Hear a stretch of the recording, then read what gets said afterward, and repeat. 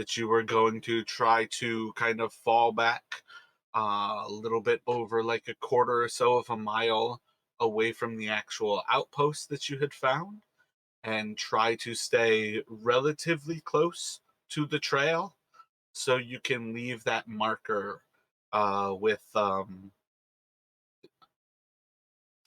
don't know why the word is not alarm set in the trail area that you expect to hit off for the actual outpost.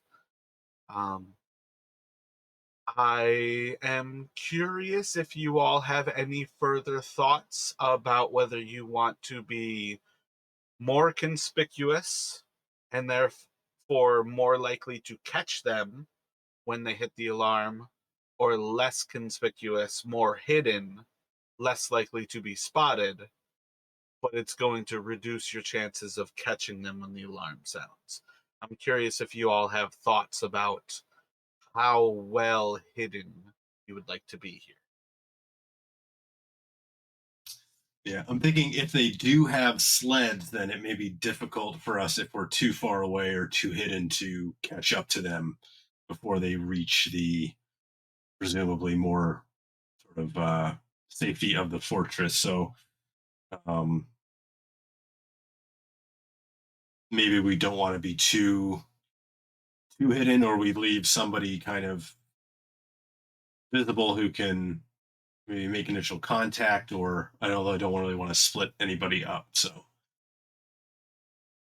but I'm thinking err on the side of being uh, not so well hidden that we kind of defeat our own purpose.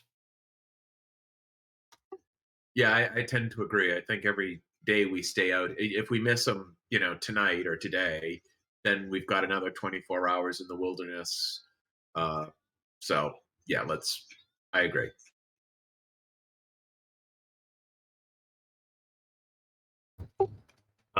If anyone wants to stay behind, I'll be willing to try to make contact with them.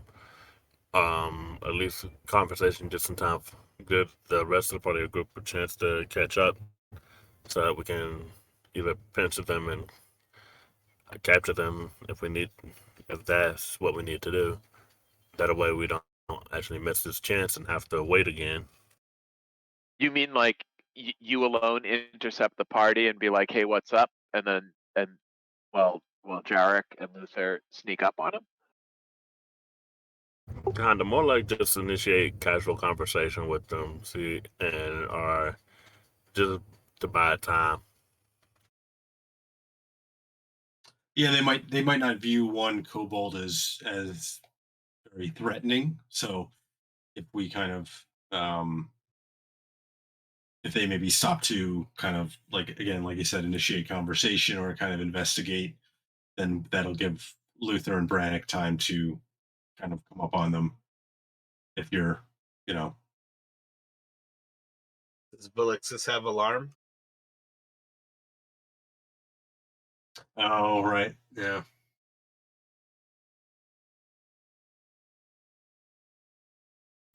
She does not. You yeah. could So in that stay case, close and set it to ring.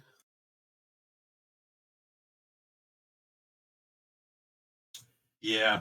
I'm almost thinking we just maybe like we kind of try and conceal ourselves a little bit, like maybe try and build up a little bit of like a snowbank or something, but otherwise stay close enough so that when I hear the mental pinging, I can um just alert the others.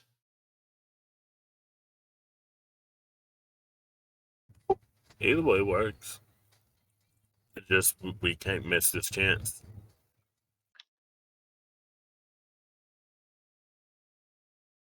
A little off the subject, we still haven't taken a long rest, right?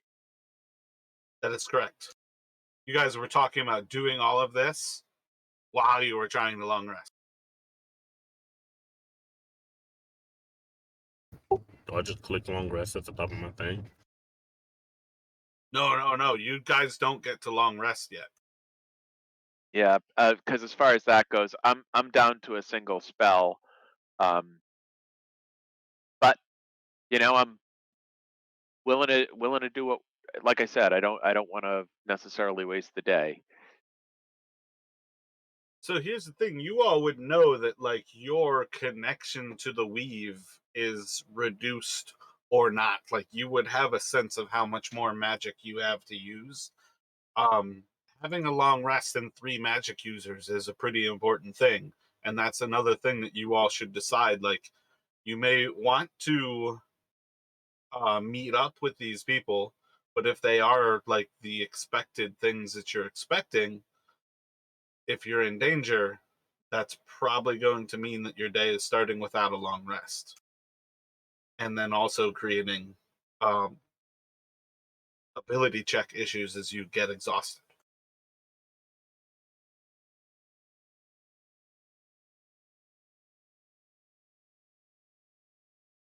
I mean, What do you the other options we I mean, I can still set the alarm. Um, we try to get a rest and just to kind of observe, see if we can catch sight of how many are in the party, and then decide at that point, I guess, whether to engage. I mean, the alternative is we can kind of try to talk our way inside if we decide to go back to the fortress or find some way to sneak inside or something like that. How far from town are we? We asked Jarthra, as if now that you know where this is, can you find it again if we were to return to town? You guys are like a day out of town. Oh, Oof, that's a long walk. yeah, exactly.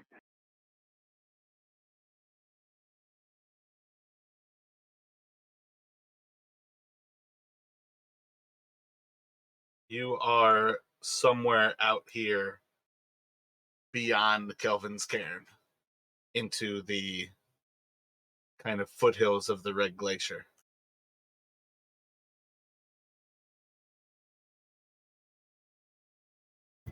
Is the town Brian Shander? No, no, Honestly, no, Cair Koenig. Oh, okay, I see it. I see it. Yeah, Brinchand is like probably the biggest town, and it's probably um what is that? Probably another 10 hours away from. I think it's 8 from Cair Dinaval to Brinchander, and 2 from Dinaval to Koenig. But you're vaguely like 2 days away from like the center of 10 towns.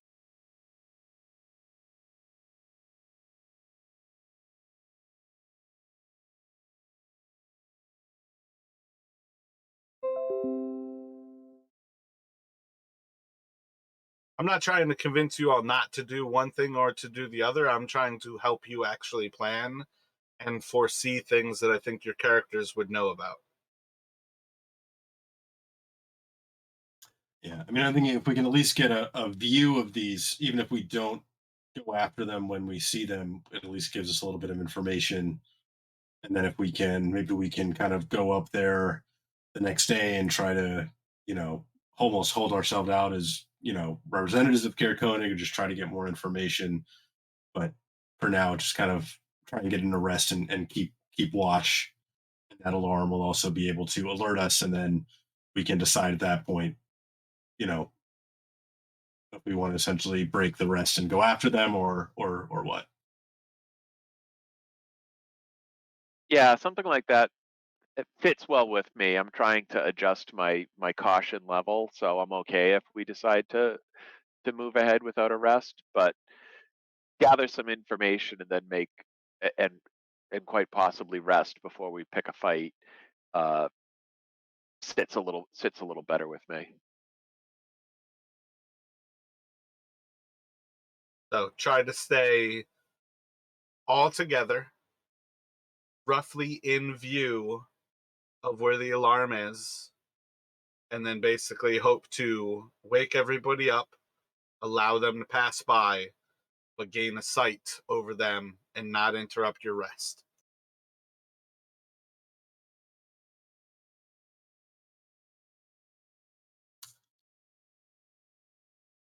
Yeah, I guess, yeah.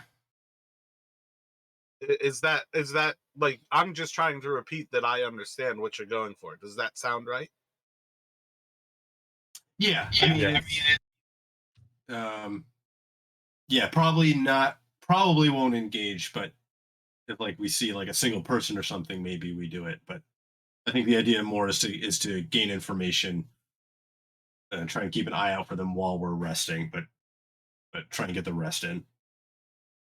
So if the giant is the only creature, that's potentially what you're going to go after, is try to waylay it and prevent it from getting back.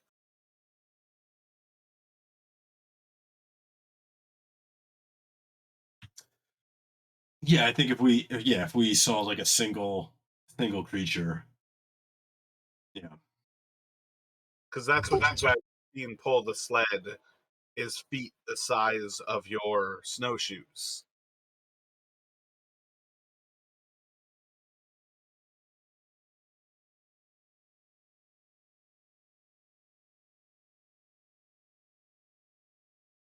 So if we're going to move forward with that, who would like to take the first watch?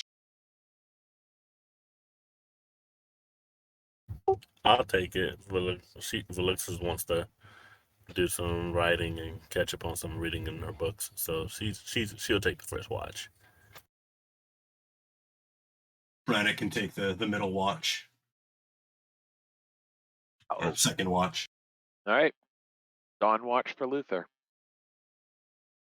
Oh, there's 2 more watches still. Oh, well, I don't know, midnight or whatever. Middle You gonna watch. go third? Yes, that's what I mean.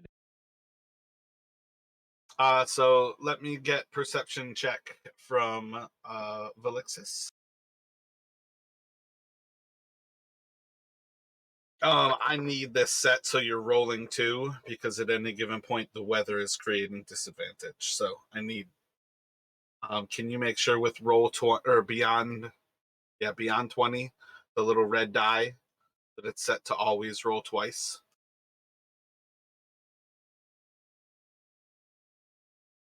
You just like, I think, right click it to open the options. No, left click it to open the options, and then more options. You should see one that says always roll twice. Huh? It is all. It is on always roll twice. I don't know. Can you roll another one then for me, please?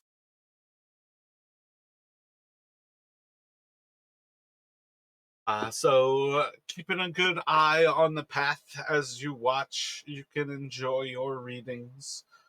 Your first hour or so is kind of the depth of the night already. At times, you have some level of snow kind of blocking your view, but much of the night you're actually able to keep a solid vision of the moon overhead, and it basically is already starting by the time you all are setting down into camp, to sink into the western part of the sky.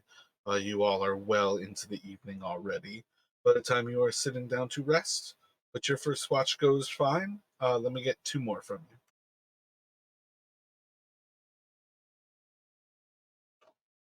So as you kind of continue on through your watch, there's going to be a moment where Brennick is actually going to wake you as your alarm goes off, Brennick, and you're going to see that Velixis has nodded off, not necessarily into sleep, but has definitely missed that in an increase of the storm, your alarm has gone off, so you will be waking. So in that initial moment of when you are woken, Brannick, what are your initial thoughts? Okay, so hearing the ping, Brannick kind of like sits up all of a sudden. He kind of looks around to see who's assumes that since he hasn't been woken yet. It's still Velixis's watch, so he takes a look for Velixis and also moves to uh, yeah, that would be the first thing he would do. He would go to towards Velixis. And So you're going to end up seeing Velixis essentially with their book out, somewhat interested in other things. Roll a perception check for me.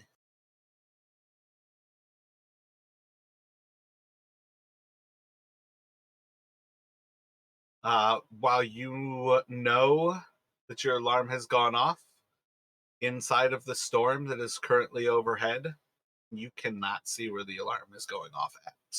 Can't see that far. okay, so I would move towards Velixis and see anything? My alarm's going off. And then if it turns out that she had dozed off, you would try to shake her awake.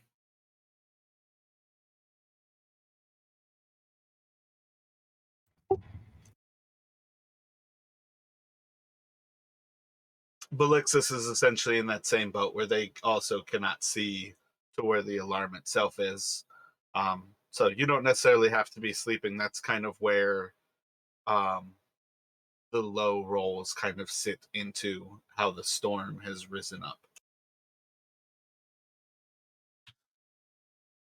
Okay, so I would, not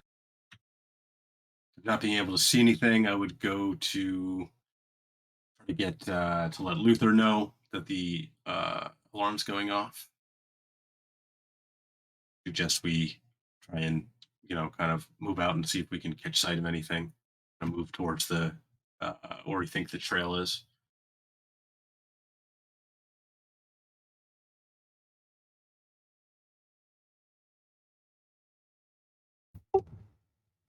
Yeah, I didn't see anything out here yet. I mean, all the snow. That's all I can see. So we could definitely go out there to check and see if where it's coming from, but it's gonna be a little difficult with all this snow coming about.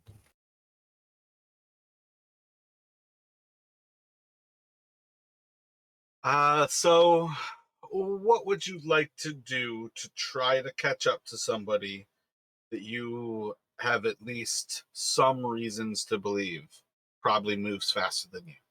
What kind of things do you all have in mind to wake up Luther and start moving faster than something else?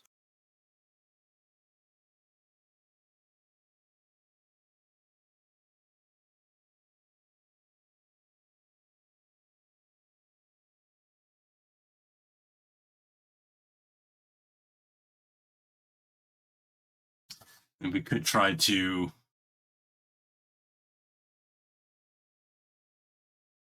I don't know, move kind of across to kind of try and maybe intercept them on the trail, like go northwest, or maybe try to I don't know.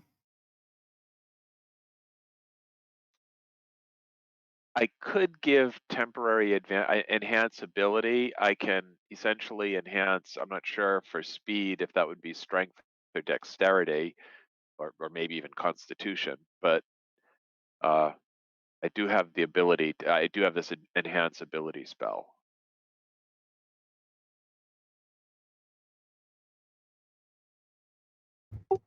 That'll probably help us to catch up if you can help increase our speed. Well, just one character. Ah, then yeah. I mean, I could also maybe fire a firebolt off into the air to see maybe if they stop to like look at that, give us some time as distraction.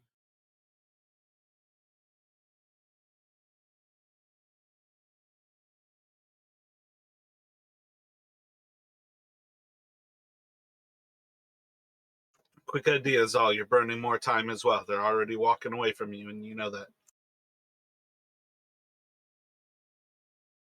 I'm wearing chainmail, so I'm not good with stealth. Can anyone? You're not wearing any armor right now because you were sleeping. Alrighty. You're going to take, I think chainmail is medium armor. I think that's 5 minutes to put it on. Aight. Well, since I've been up, since I was already up, I'm already ready. I could go ahead and start going ahead to try to find them while y'all here get ready to and try to catch up soon.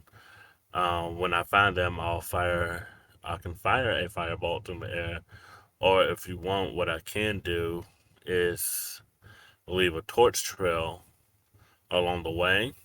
Y'all can try to follow that.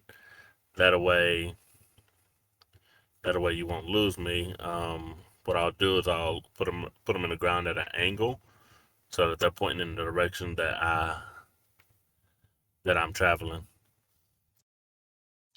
I don't think we're gonna. I'm not sure we'll have time for all of that. So I think Brannick's maybe he's going to go ahead and fire a kind of a firebolt just into the air, try to maybe thinking maybe if they see that it'll stop them and suggest we kind of start moving kind of this immediately.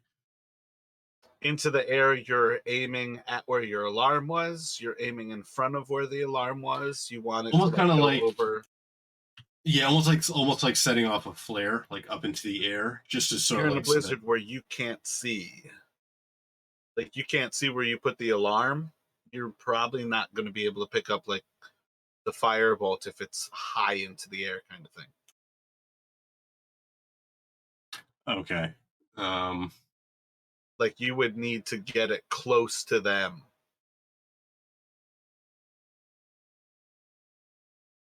Maybe at least we should go down to the trail and determine if they're going towards town or heading back towards their encampment. Yeah, maybe we just start moving for the trail and kind of hope we get lucky where we think the trail is. So my chainmail is actually heavy armor, so how long will that take me to put on? I think it's 10 minutes with heavy. All right, I'm gonna forego that. Yeah, that's why having stuff happen when you're on guard duty and you're an armor wearer is very important.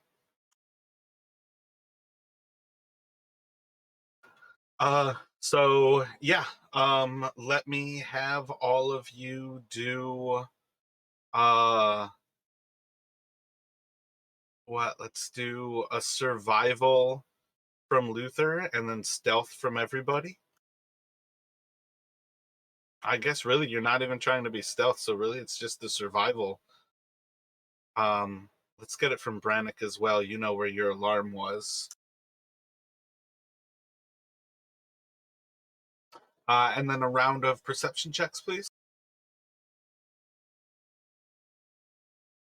I'm not sure why it's only doing one roll for the perception.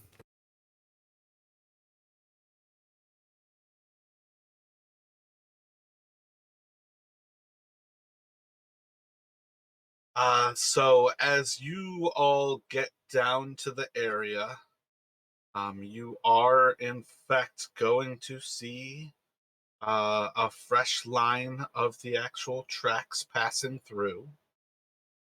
Looking over things, I don't. I feel like Brannick would be able to pick up that the snow is being pushed forward to the west. That you all know it's returning to the outpost that you found.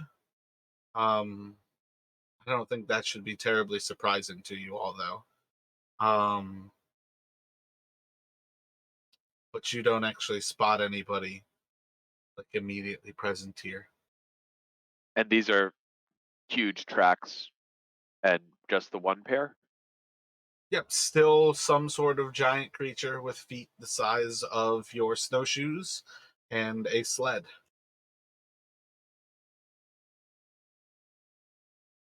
And Brannick gonna suggest they try and follow him.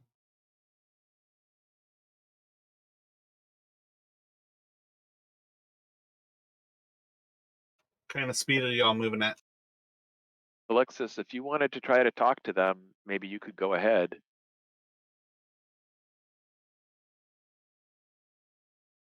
I think knowing they're past this, Brannick's not. He's not gonna. I mean, yeah, they're not. He's not trying to be stealthy. He's trying to kind of catch up to them if he can.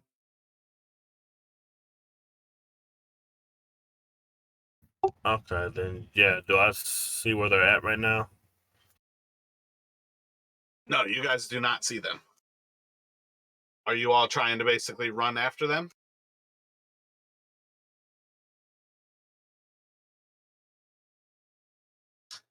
Yeah, Brendan doesn't have any better ideas.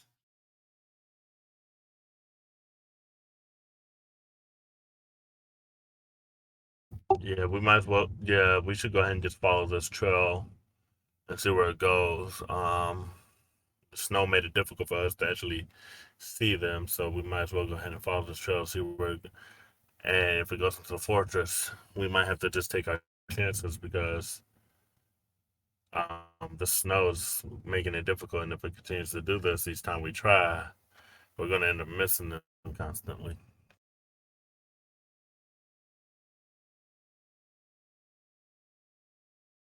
Let me have all three of you just roll a d20.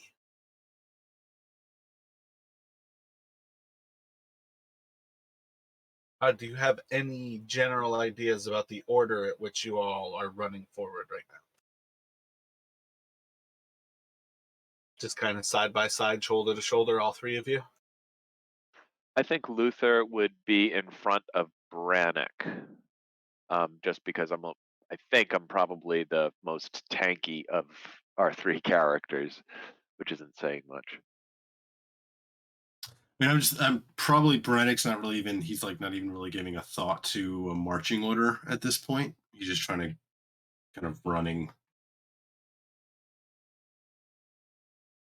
But if Luther was like happened to be ahead of him, he would probably try and draft off of him. And yeah. But look, she's been 3.5 feet. She's probably behind the both of them right now, just keeping up best she can.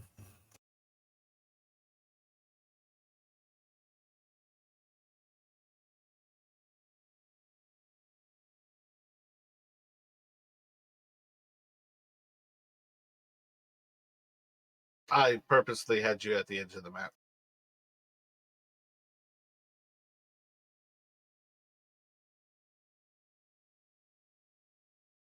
So, as you all are running through the snow, you are going to eventually come up to a point where in the snow there is a tall shadowed figure that is essentially silhouetted into the snow, and it's probably about twice the humanoid's heights or the human heights, and it's probably 3 or 4 times the height of Velixis.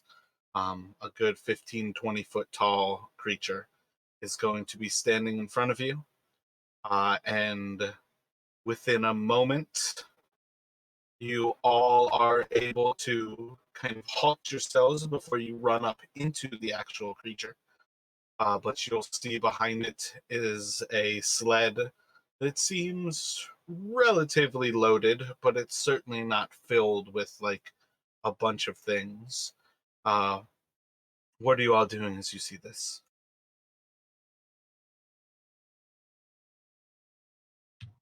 Yeah, so Brannick is kind of trying like skidding to a halt, kind of like slipping on the snow a little bit,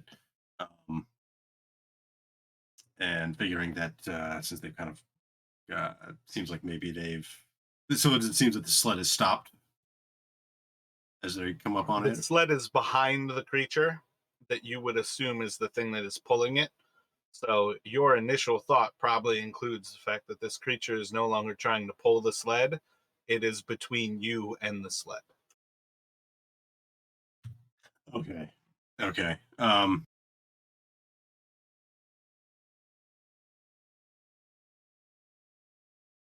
Yeah, so Brannick is going to yeah, again, like kind of like skid to a halt and kind of looking up at this thing, and kind of hold up his hands and be like, hail.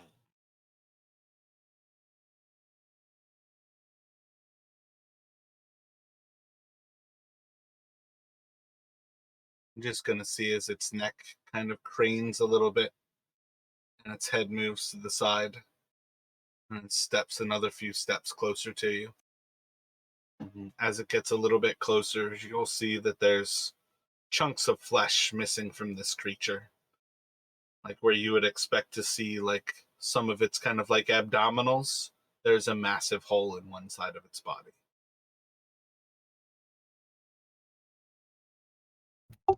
Melissa kind of step forward and just says, "Hi," or it just kind of she's kind of like saying, "Hi, are you okay?" Because she's noticing the wounds and everything. She's curious as to why it looks harmed. So she's trying to talk with to see what's going on. Luther prepares his holy symbol. Make sure that his holy symbol is at hand. Can we tell just kind of from this glimpse, like, do these look like the type of wounds that a creature would normally be able to survive? You're still right on the edge of view, but let me get another perception check. Still at disadvantage here. Just from Brannick or from all of us? More from him for asking the question. As you're kind of looking over things, vaguely sure that this thing is probably not alive. Things don't normally survive these wounds. A lot of organs would be seeping out of that wound. Okay, so Brannick is going to kind of shouting kind of through the blizzard over to Luther and Felixis. Watch out! Something's not right with this thing, and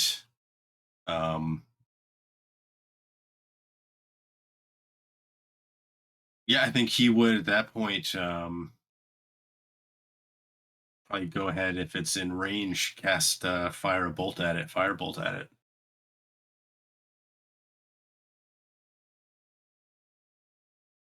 So let me get initiative.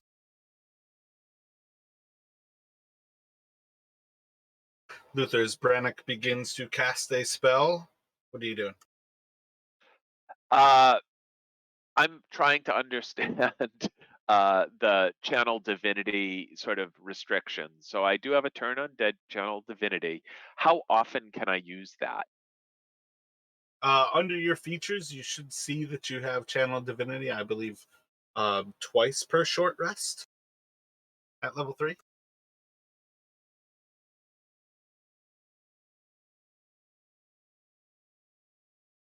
Okay, actually only one time. So I'm not going to use it yet. I'm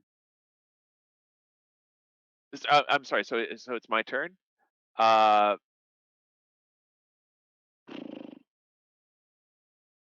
I am going to use my crossbow on it. Yep, I'm gonna shoot. Take that shot, and Brannick, you will be up next.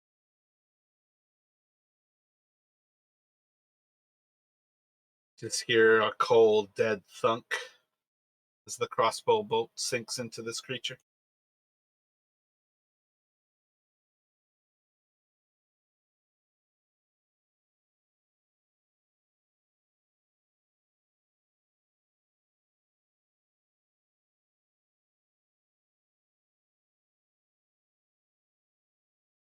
Sorry, was that it for you, Luther?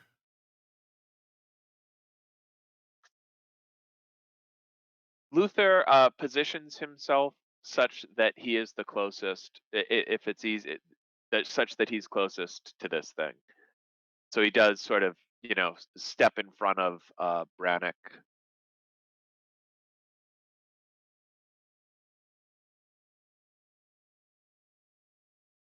Otherwise, that's it for me. Another question about channel divinity. That doesn't take a spell slot. It's just an ability. Yep, that's correct. Okay, I understand. That is quite literally your god being invoked.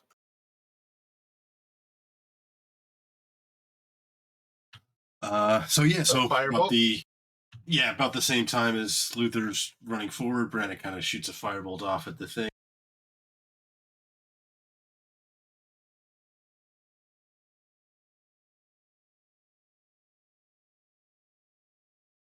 And Kai's going to move a little bit, and that'll be his turn.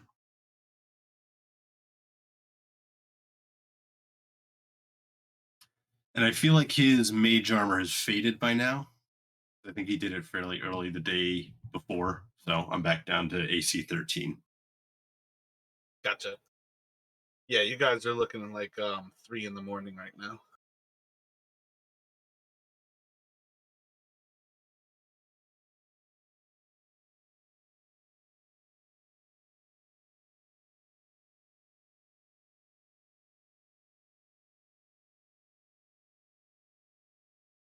It is going to just slam its fist into the ground, and as it stands up, there's a huge block of ice in its grasp, and it is just going to throw this gigantic chunk of ice over towards Luther. 14 should hit you while you're unarmored. That's correct.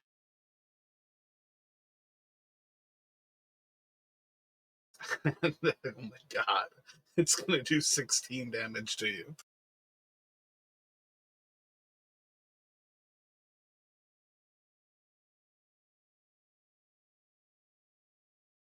Luther grunts. And then, with a seared wound and a bolt sticking out of its body, Velixis, what would you like to do? She's gonna move forward a little bit, and then kind of get from behind, make sure she can get a clear sight of things of him, and she's gonna also cast a fireball at him.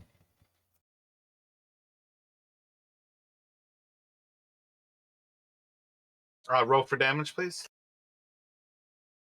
Anytime it doesn't roll damage, please roll the damage.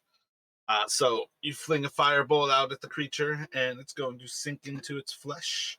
And you hear just kind of like a fizzle and almost like melting, as if this thing were already kind of frozen by the air around it. And it's going to go to Luther.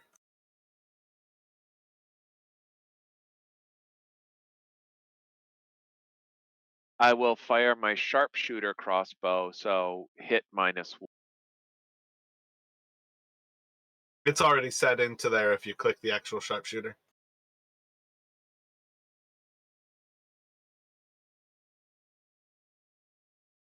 With a solid hit, creature is going to suffer a much more substantial wound as you see like it sinks into one of the creature's joints.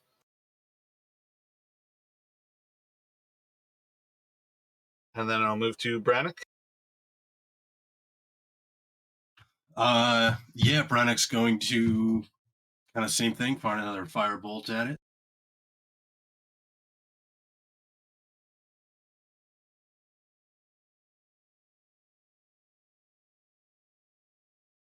And maybe backing up a little bit. But that's it.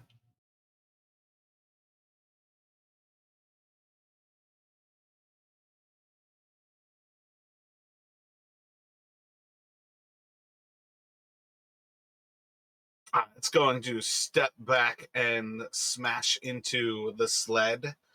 And as it grabs one of the blades of the sled, it is going to hurl it forward into your group, right at Velixis. Should hit with a 16 or 18 to hit, and it's going to do 10 piercing damage as it pierces into Velixis.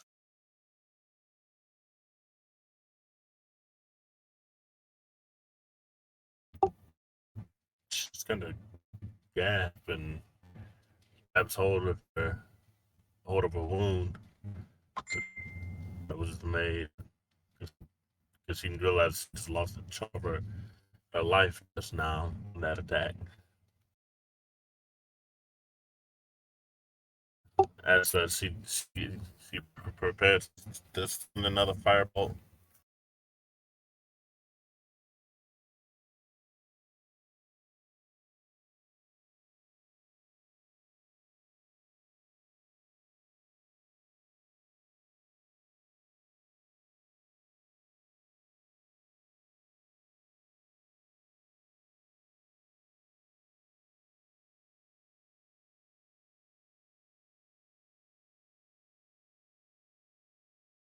Another solid wound burning into this creature. Its flesh is almost at this point like kind of cinders. Luther, what are you doing? I'm going to cast Guiding Bolt.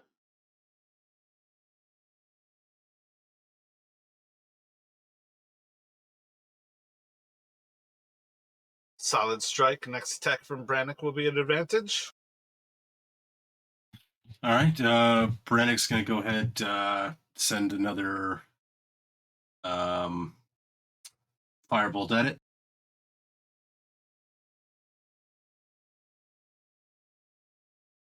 And he's going to kind of, as he's doing this, shout to the others, kind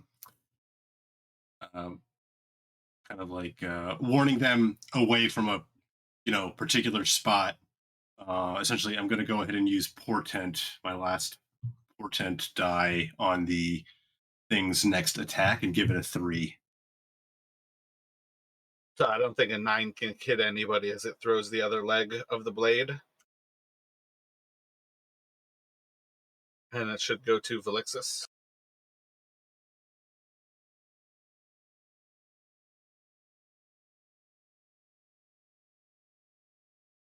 I hate Portent so much. Well, I'm out of it now, so. Okay, I'm sorry. So I'm getting attacked, or are you saying it's my turn for something? No, it's on you. He made its attack a 3, like roll a 3. And what I was saying is, regardless of who I roll that it's attacking, a 9 is not going to hit any of you. So it's pointless to have like its turn. It basically throws the other part of the sled at one of you. Generically, it really just doesn't even matter. But it's up to you, basically, to try to kill this creature right now.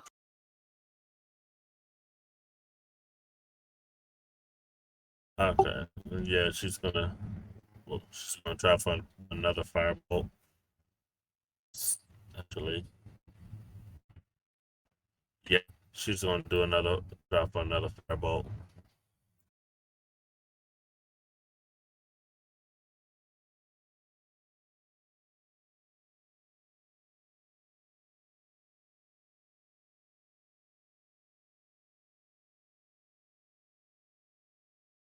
Oh man, what a shit show.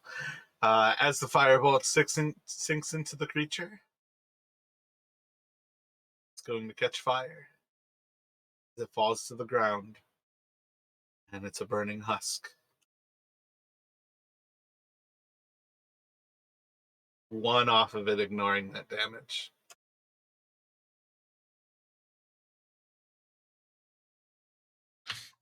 So Brannick, seeing it go. Actually, no, I lied. It has a Constitution bonus, so it actually stays standing. As the fire kind of burns into it, its body just is starting to catch fire here, and it's back to Luther. My apologies.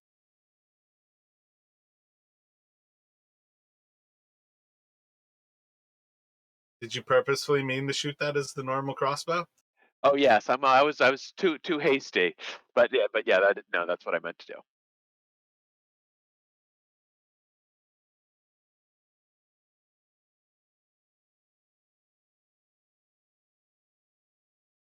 Now that is properly 1 too low to ignore it.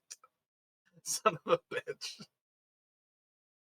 Oh, with the crossbow bolt to the head of the ogre, it's going to collapse down onto its knees And you're just gonna see as it's like slowly burning from all of these firebolt wounds, and just kind of hunched over as its neck goes soft and its head drops down to its chest.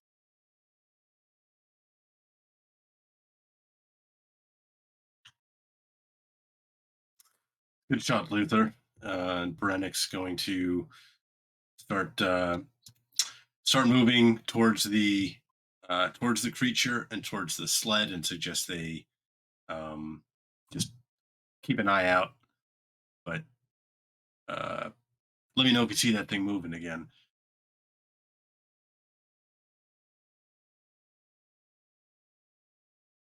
Is this map accurate? Are we essentially under the directly under the not directly under, but are we this near the watchtower? Effectively, yes.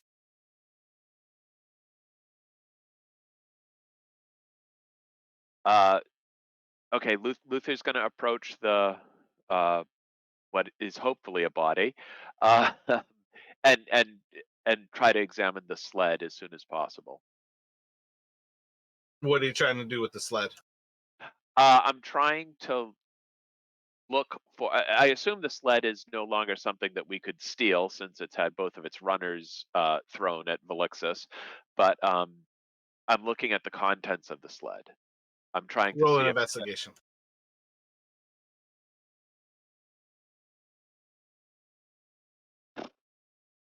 Nope, doesn't appear that they had anything of value on the sled. Can Brennick look for any like blood stains on the sled? Any signs of who, if anybody, was riding in it?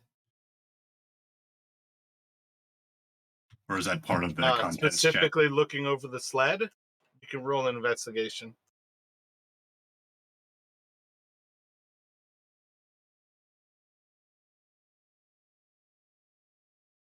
After a short while, you recognize that the sled is not your clue to follow, and there are indeed footprints that are leading up to the keep from this location. Okay, so I'll share that with the others. And at this point, you all recognize that the ogre was used to get them into the keep.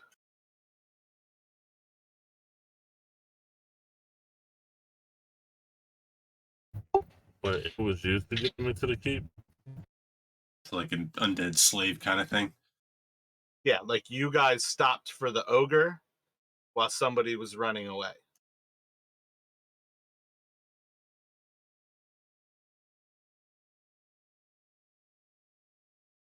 we aren't in a position to more tonight. Lewis kind of grumbles because after hearing that they were flippantly leading away, she's upset because we basically got tricked, and our quarry that we're actually after got away. So she kind of just grumbles a little bit underneath her breath. Brannick, an arrow or a bolt is flying. Ooh, that might not actually be directly over your head. That might actually be a hit. 13. I feel like that's a solid hit. Yep, that's my AC right now. For 7 piercing damage. And that came from the guard post.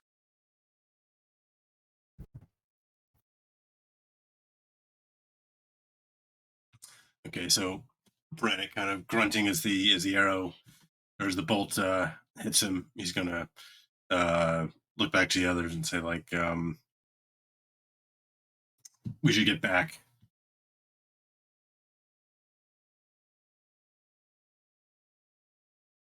So when you're actually prepared for attacks from the guard post, you can basically sink into that wall on the north side of the canyon and stay close enough to it that you should be unable to be hit.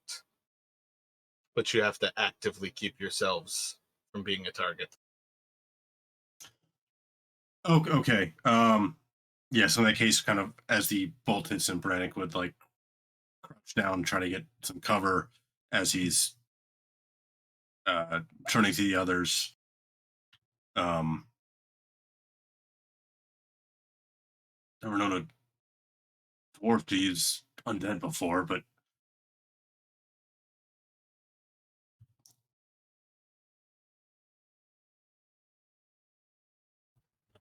Valixis wants to after seeing the arrow and Brendan's shoulder, she wants to just kind of fling a firebolt into the guard tower rather than try to go up there again or anything. She wants to try to fling a firebolt like right where the arrow notch is into it to try to hit whoever shot the arrow. You can roll an attack at disadvantage.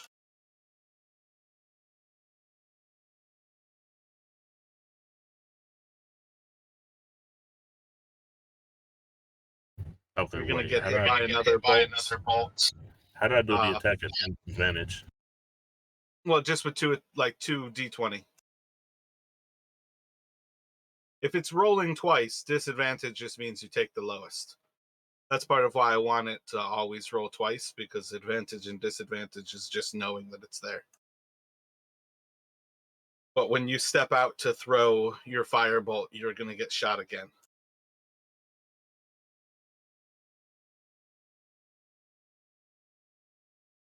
And what's your ability score modifier? You've got a +5.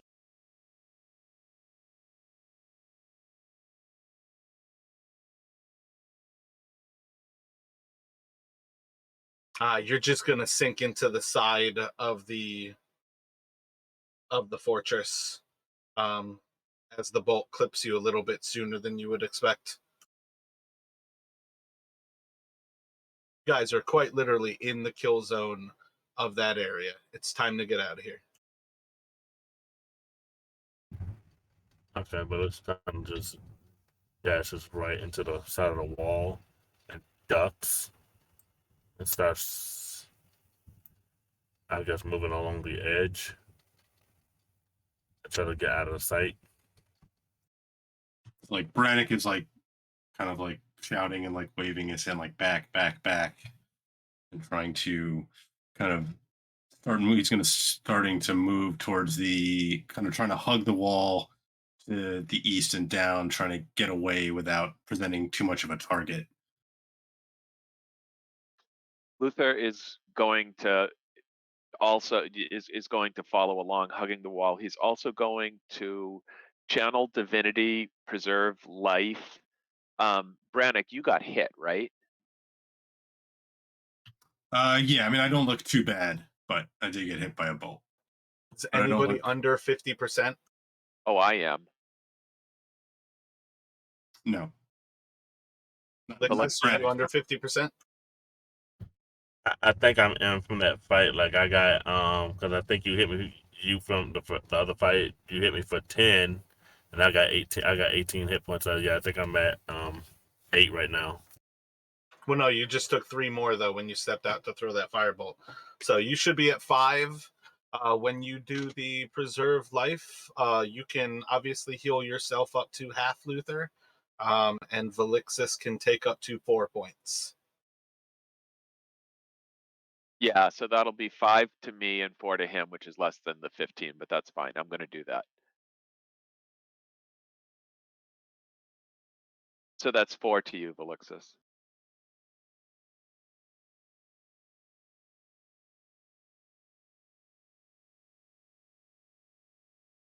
Yeah, in the top right of your character sheet, though, you can record all your hit points on Valixis.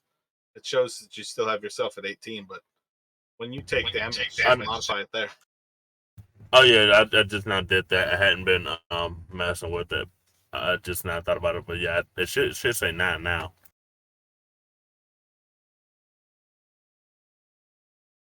So you all are in the very,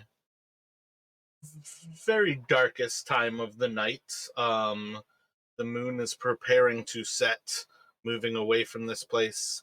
This is the second time you've kind of moved forward. You at least took something with you this time. But is it time to properly take a long rest here? Yeah, Brennick has no desire to go charging back yet at this fortress, especially at night.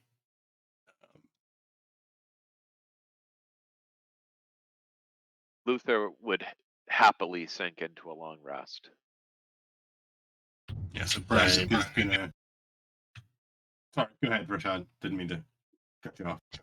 Oh no, I was just saying same because Alexis is agreeing. She would like some sleep. So I think it's clear Valixis needs to take the first watch, and then you all can kind of progress forward there. Do you generally just want to do that same order? Valixis, Brennick, and then Luther? Sure. Yeah, and yeah, Gotcha. So let me get if it rolls 1 perception, 2 perceptions from you, Valixis.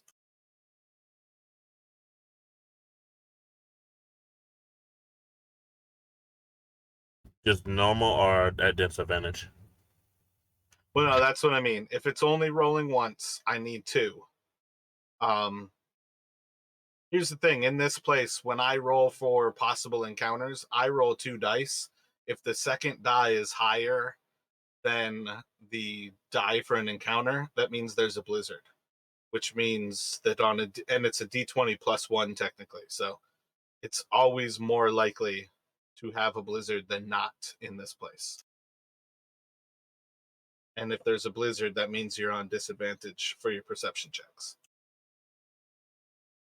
That's why I pretty much need it to roll twice all the time, because I never specifically know when you all are like disadvantaged.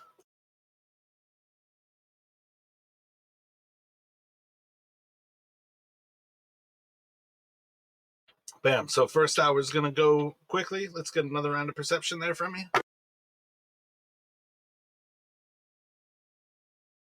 It's going to be a pretty simple watch on the first one. A little bit of blizzard action. The snow's going to calm down for the second. Everything otherwise goes pretty seamless, and you can wake up Brannick. Right. She goes over to wake up and shakes Brennan to wake him up and let him know it's his turn for his watch.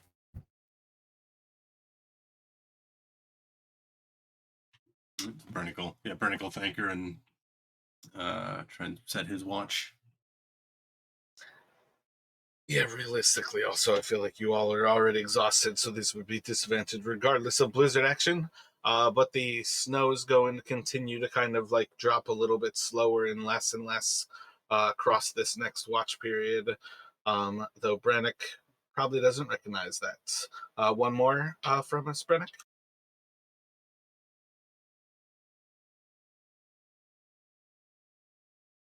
Nothing specifically is going to go down. The snow kind of picks up a little bit more, and it kind of like lulls you into a false sense of security. But eventually, you feel like you've done enough, and you are ready to wake up Luther. Okay, Brannick will do so. Tell him, seemed quiet for my watch, and go back to sleep. Luther puts on his chainmail and takes up watch.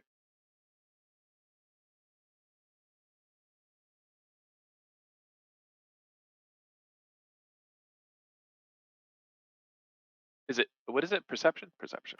Perception, yep.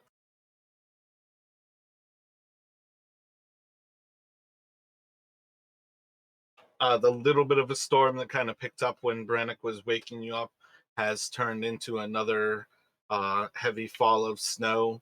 Everything otherwise seems pretty simple. At this point, you all are into the actual morning itself, and one more perception check.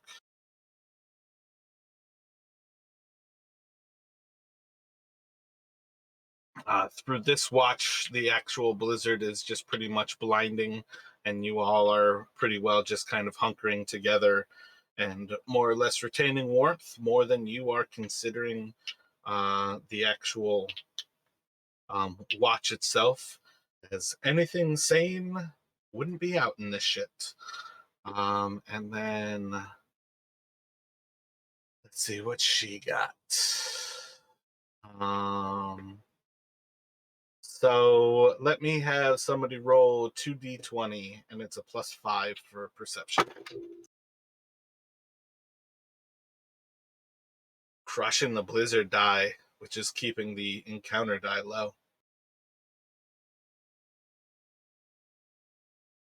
Anybody? 2d20?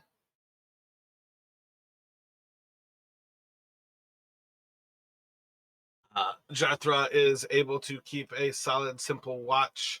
Nothing seems to go down, though the blizzard just gets stronger and stronger. Most of you are pretty well insulated by snow at this point in camp.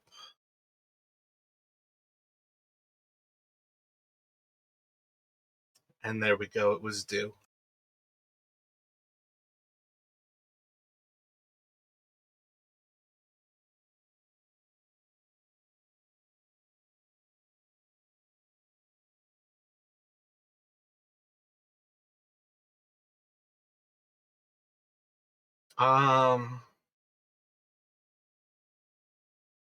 Luther, roll a d20 for me.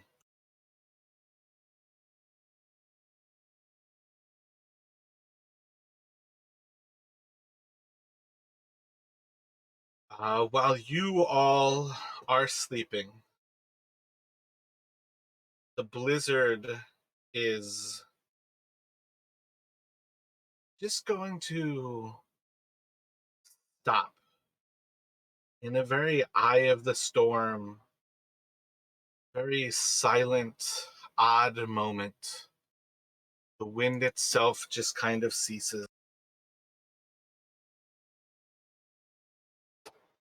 The sky is clear, and one after another, Jarthra is going to wake each of you with a finger to her lips,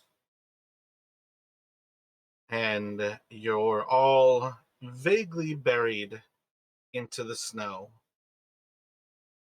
As the blizzards of the night have gone on, little more than kind of your heads and your hoods are still above, and very slowly she is going to point off towards the fortress and the kind of hill in which it's dug into, and all of you are going to see a gigantic white dragon sitting on top of the hill.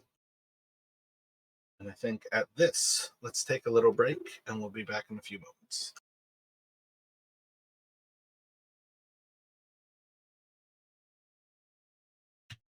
Okay.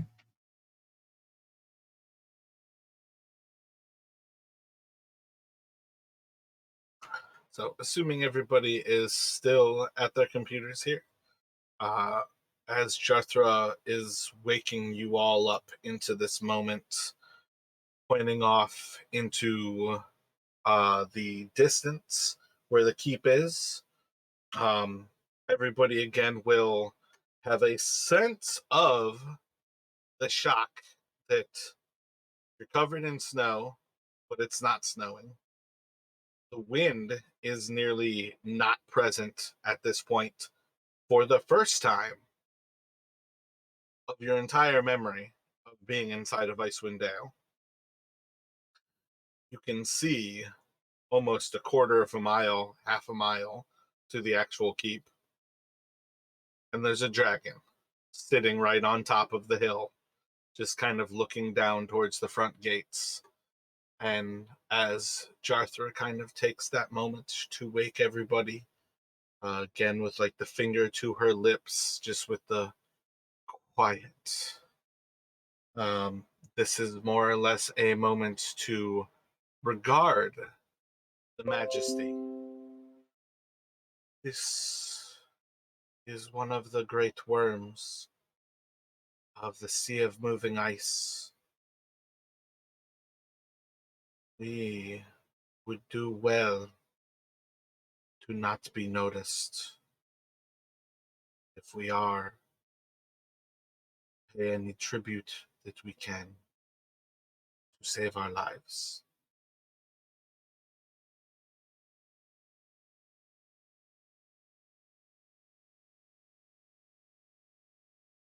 But you all are nearing the end of your long rest. Pretty worn. Do you all have any thoughts while you have this dragon in view? Anything that you would like to do? Yeah, Brannick is essentially trying to like stay like stock still. He's watching it. He's definitely kind of really kind of impressed by the visage of it, um, but fearful as well. And he's going to kind of like whisper back to Jathra. Does it have a name? Have you seen it before? I believe we are seeing the female of the pair. She is called Averturis. If it is her, we would have an easier time bribing her.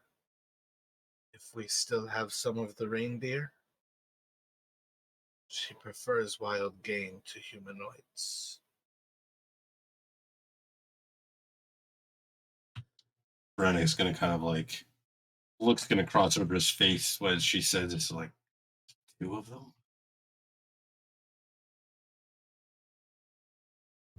But this is just like, oh, crap. Why do we have to deal with this? Dragons of all things.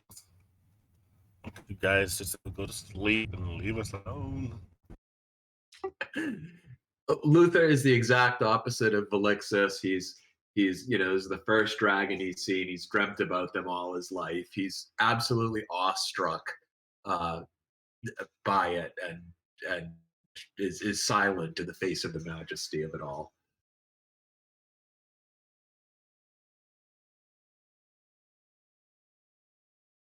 Her mate is Harathator. He is far more temperamental than Arvitarus. I think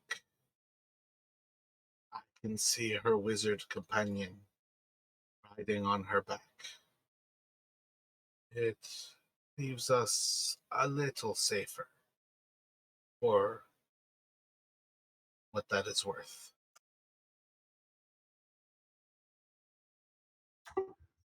Riding a dragon? Surely not. What kind of creature could tame a dragon? What kind of magic user?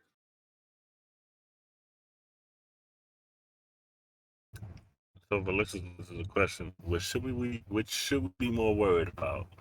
The wizard that is riding and controlling the dragon, or the dragon itself?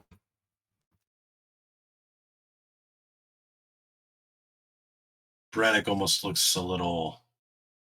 It's kind of like an envious look comes across his face as Jathra tells him about the wizard.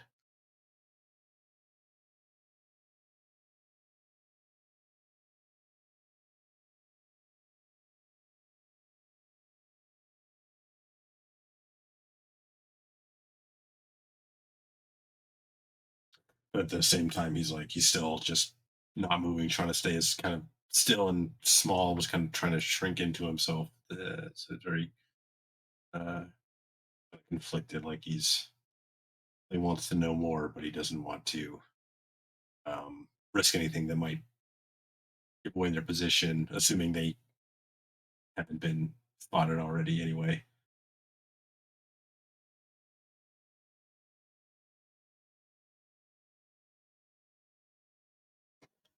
Yeah, I think let me actually get an insight from the three of you.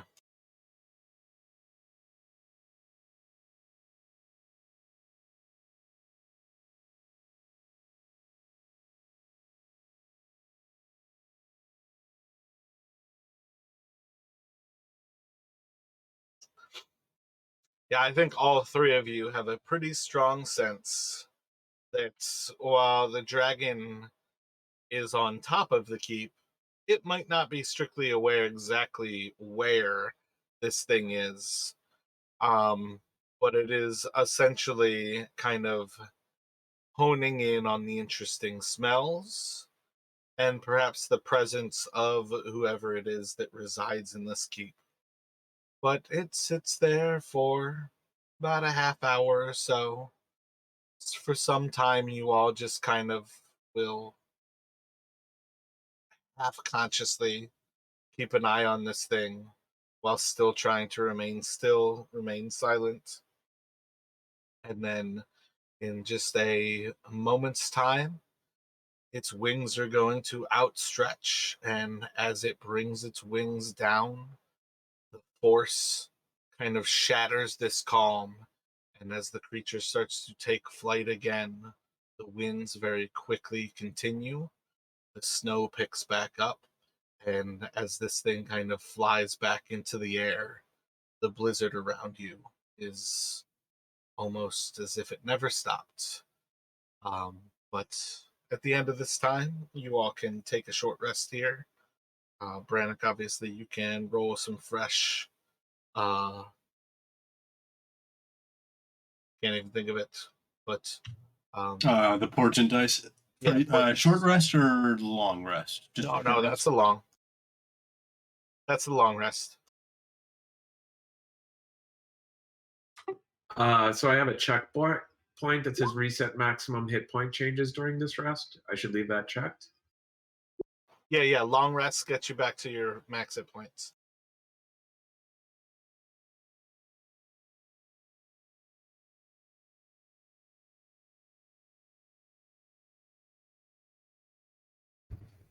Wait, we did the short rest, not the long rest, right?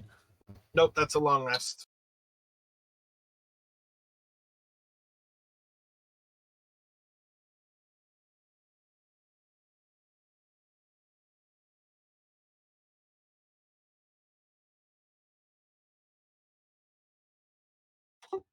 After the storm, has passed, Luther, finally remembers to breathe, and then, says magnificent, and he's just like a little kid. He's kind of babbling.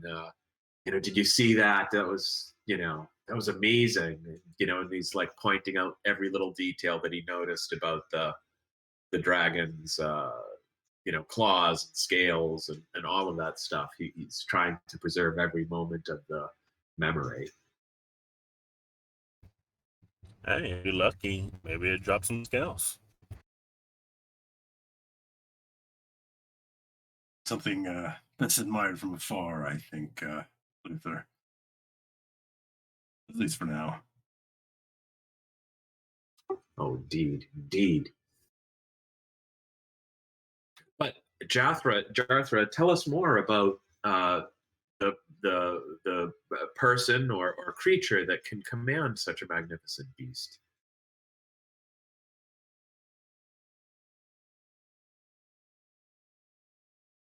That would be a story that would be worth many pieces of gold. Give me 10 gold and I'll tell you the story. You already have all my gold. So maybe we can just continue our day.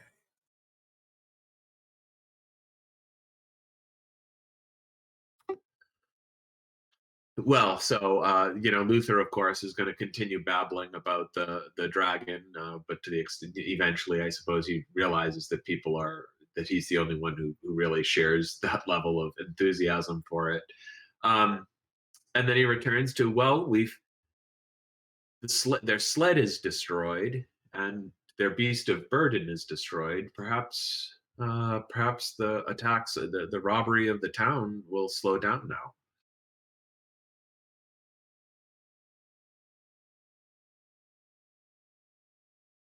Sounds like an adventure waiting for the chance to retire. Well, unless we have an idea of how to assault the keep itself, obviously the keep doesn't have enough people that they thought they could take on a dragon. Still want to know why they stole such seemingly odd assortment of items. Goat, Shaw, lantern. Honestly, Perhaps I'd if like to go we. check. Sorry, go ahead. I was saying, honestly, I would like to check out the keep. If the dragon has attacked and did attack and did kill them, I mean, there'd be no harm to us. The least we could do is check it out. If they're dead, I would like to check for any valuables that they may have had that they didn't take, that was already on their persons. We know one way into the keep would be to get into the guard tower and kill or chase away any guards and then follow the tunnel through. The other way in is over the stone gate, which perhaps one of us could do if they were stealthy enough. But other than that, I'm not sure how we could go about assaulting the keep. Other than walking up, but clearly the people who protect the keep have a pretty good sense that we're coming after them. I say we go in through the guard shack and through that tunnel because while it may be a or could be a death trap at some point, we could eat if we can get in and take it. We'll have a good viewpoint from the guard tower since it's obviously gonna be on the other side, instead of just going in through the front door where I mean, who knows how many, if any, people is going to see us. Perhaps if we approach during the day rather than at night, and perhaps there's some way we can signal to them that we don't not here to pose a threat. I don't know if there's anything similar to like the kind of like the white flag of or like parley kind of symbol that is like kind of recognizable. Um, but I mean, because I think both times so we've approached, it's been kind of under cover of night. We've been kind of sneaking up. So maybe if we try to, maybe speak with them, if this dragon is threatening their keep, maybe they're, you know, maybe we can speak with them rather than trying to assault the keep. Well, that's worked with us with some previous encounters, so I'm certainly willing to try it. It seems to me that, I mean, had we been sneaking up on the keep the first time they shot at us, I thought they shot at us the instant they spotted us from the guard tower last time. Well, I think like Travion was like he was clearly going to scout it, like, and I think it was at night, maybe it was during the day, but like if we kind of approach on the path. Okay, yeah, okay. So maybe if we like kind of come up on the path, we don't have like weapons out, you know, um, try and make it clear that we're here to talk. We can at least maybe make contact before being attacked, and then obviously if they still attack us, then we have to rethink that plan. All right. Either way, that does sound like a good plan, but if we do that, we might want to do it now while we have as clear a view as we do, because who knows when the next time we're going to get a clear view like this. I was thinking we kind of it's now morning, and we're kind of managed to get some rest. So rather there's no sense in delaying.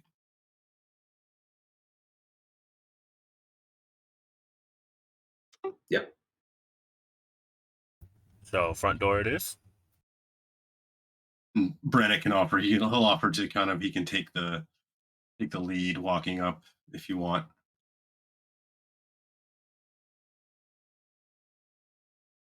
He doesn't really carry a lot of weapons, so he might not look all that threatening.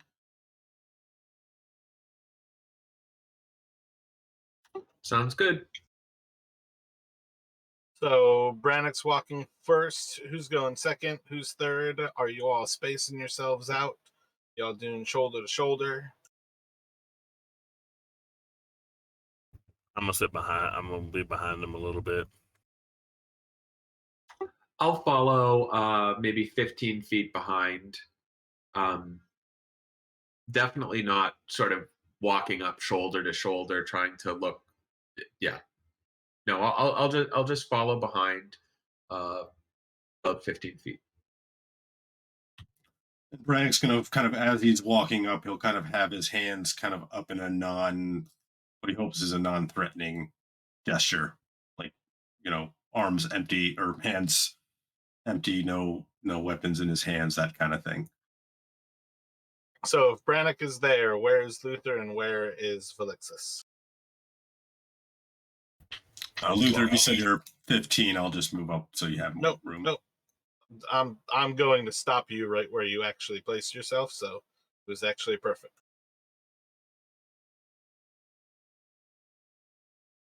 But I'm just where I'm at, following behind. Gotcha. So in Dwarvish, Luther and Brannick are going to hear from the guard tower. Halt yourselves. Why do you keep returning to our keep? And Brannick will respond in Dwarvish. We just want to talk. We are sorry if our prior approaches seemed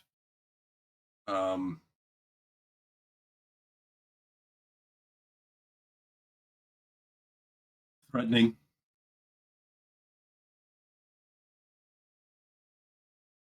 We have not come to these lands to talk with your kind.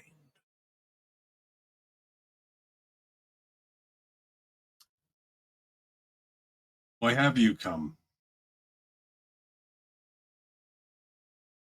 To put a bolt through your head. Continue asking questions, human.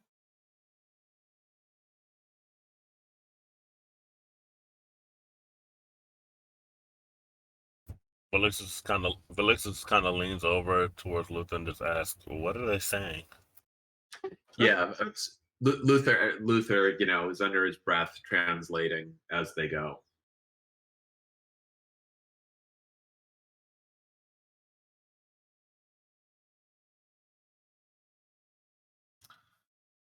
And Brannick will continue in Dwarvish to the towards the guard tower. My name is Brannick. We've come from Caer Konig. We would like to parley.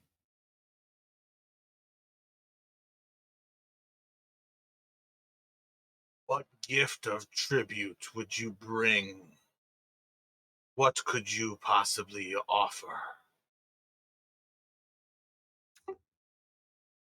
Luther mutters in common, well, we do have some elk meat.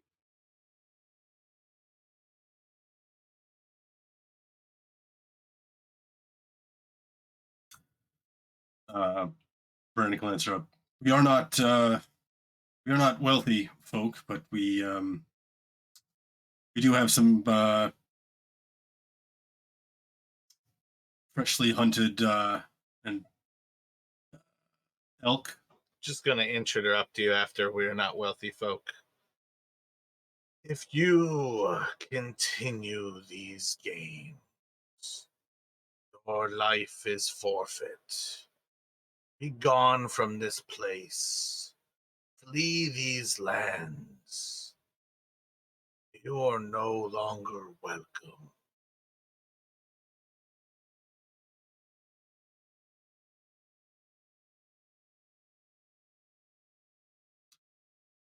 Is that your decision or the dragons?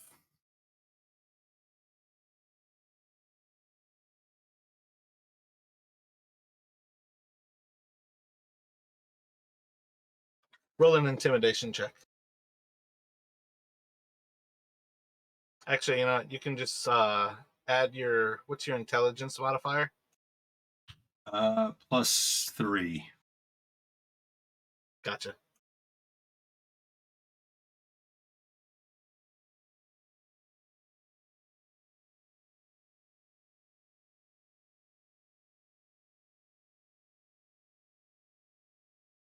What do you know of dragons, puny human?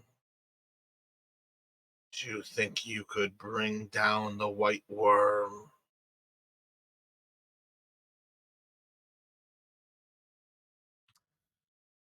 Not alone.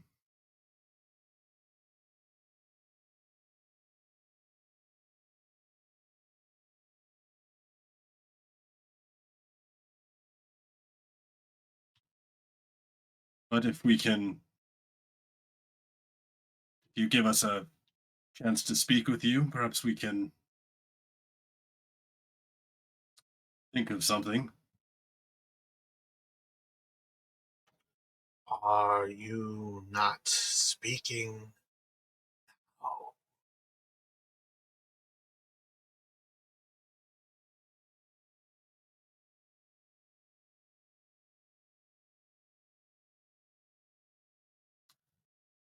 A fair point, but perhaps we might speak face to face.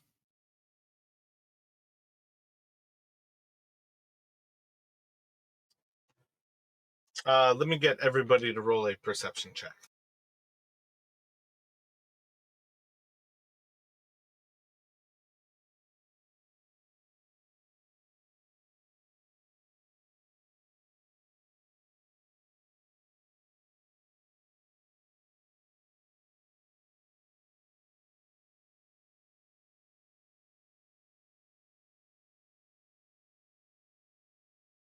All right, Luther, in the last few moments, you're going to notice that they've quietly opened the gates, and there are some humans who are walking out towards you all from the actual entrance of the gates.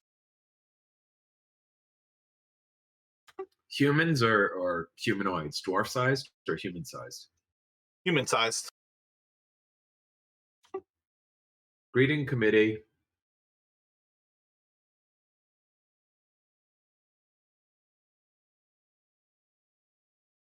Your talk is over. Leave now if you would like to leave alive. Guys are quite rude, ain't they? So Brannick is going to kind of turn back towards the others and kind of give a little shrug, almost like kind of like, oh, I tried, but would he? I guess he probably wouldn't have spotted these humans because his attention was on the guard post. I don't think But there's any reason you wouldn't know about them once Luther basically brings it up. okay, so after kind of that last exchange, Brannick would be like, perhaps we should simply go.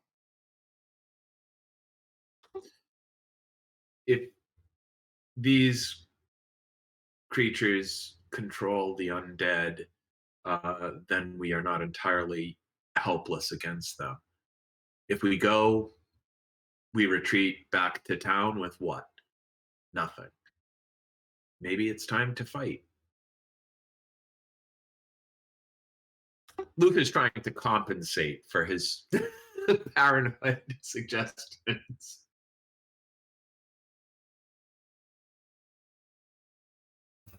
But Lix is just like, you know what? I mean, we tried diplomatic approach. Brannick will kind of give like a soft sigh and then a nod. And he's like, very well.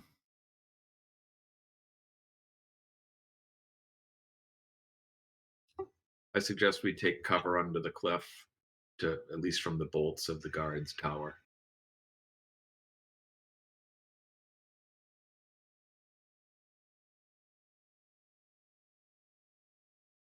And so Brannick will kind of like one last thing in Dwarvish is to like, we do not plan to leave empty-handed. A bolt's gonna fly over your shoulder as you say, "We do not plan to leave." Okay, as it does that, he would probably try to start moving towards the wall to try and get some cover. But I assume that's kind of where we'll start with. Just roll initiative. Yep. Oh, so they chose violence. Okay.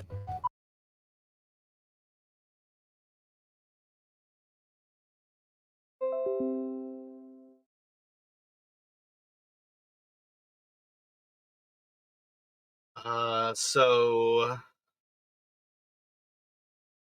think those creatures are just going to be slowly moving forward towards you all, and it's going to go to Velixis.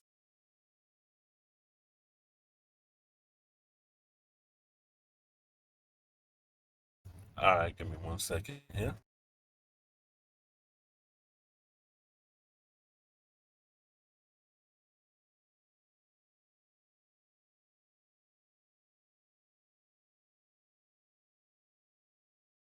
So she's gonna kind of move forward, and she's gonna chuck a firebolt at the one in the back and the middle. So this one right here.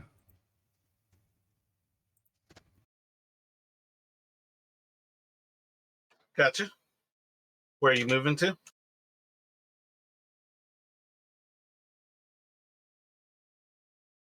As you move into view, you are going to have a bolt come out from the guard tower and strike you in the shoulder, and it is going to do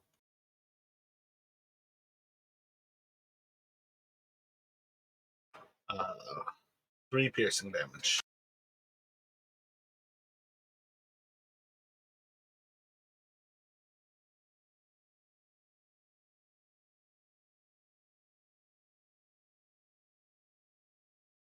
But you have a solid strike into the creature, and it seems to be at least relatively charred from the bolt, or from the firebolt.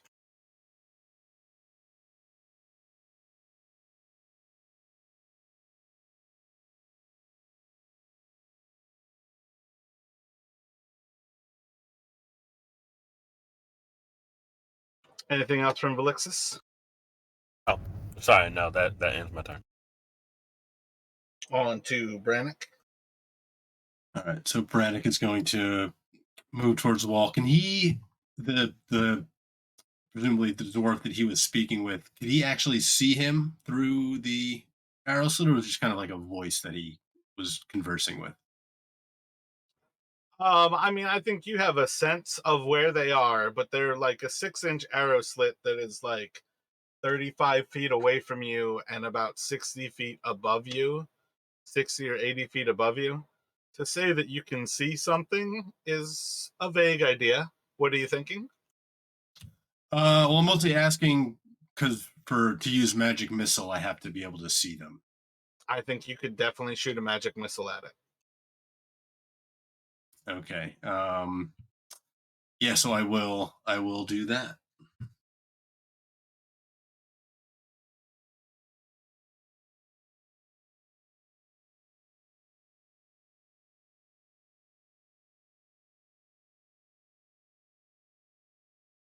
And finish up my move, trying to get kind of as close to the wall as possible. And actually probably crouch down to essentially go prone. I think I should have enough movement. Yeah. Oh, no, that's right. It's only movement to stand up.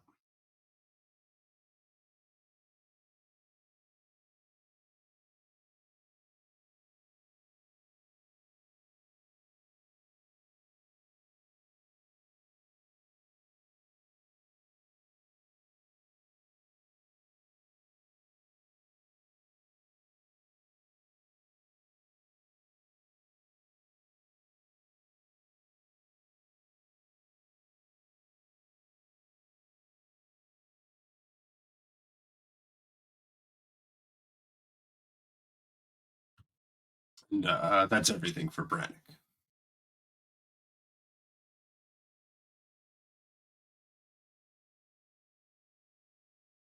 And it will go to Luther. Luther moves At this point, is he in cover of this cliff, or is the cliff beginning to meander away? You still have cover from the cliff for a little bit there, but like moving too much far forward from there, you guys are going to lose the actual cliff. Right. And he casts spiritual weapon.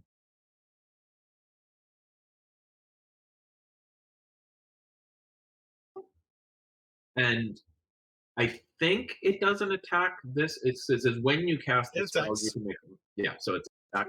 So I'm going to attack this guy. What's your spiritual weapon look like? A fist, just a big fist.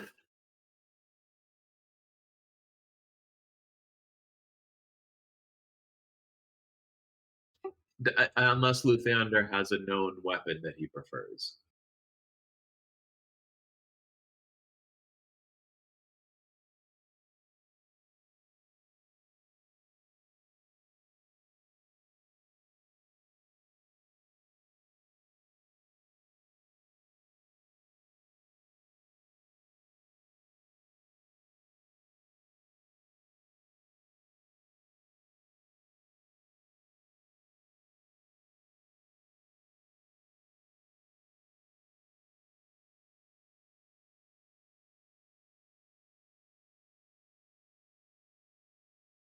I only have a spiritual weapon spear prepared, and I don't have a fist at all. So you can have a spiritual weapon spear that you can place. It's under your spells, just underneath allies, and then underneath the spells, like in the folder for spells. You should see spiritual weapon now. But who were you saying you were dropping it on? I think this is the one that was attacked before. This middle one that is in the center closest to us. Gotcha. Roll the attack.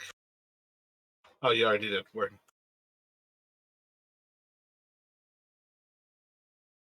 It's going to hit into the creature and seemingly have no effect.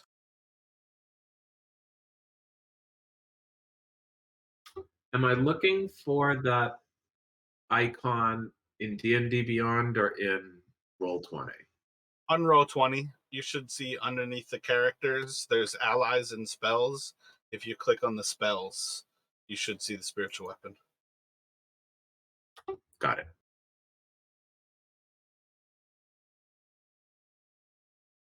Anything else from you action-wise? Well, he's trying to take a look at these creatures that are coming towards them, and in particular, he's looking to see if they have any of the same kind of shambling, wounded, undead aspect to them.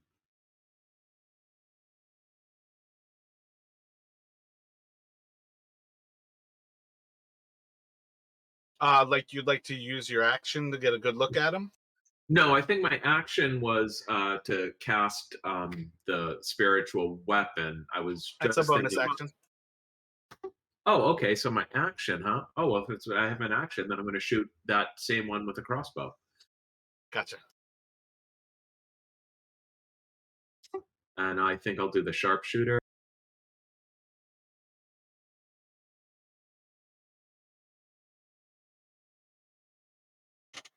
That too is just going to plink off of it, and the bolt's just going to fly to the snow.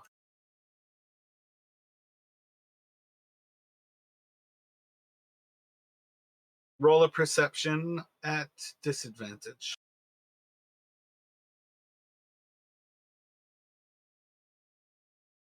There's definitely signs of these creatures already being dead. It's hard to see what is so weird about how they're moving, but their movement does not seem to be humanoid. Their faces and the way they are walking towards you doesn't seem to be human.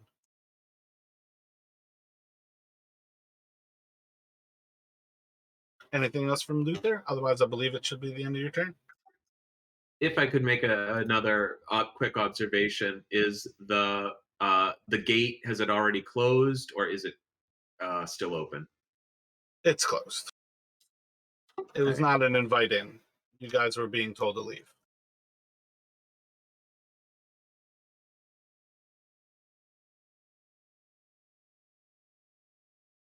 So that's it for me.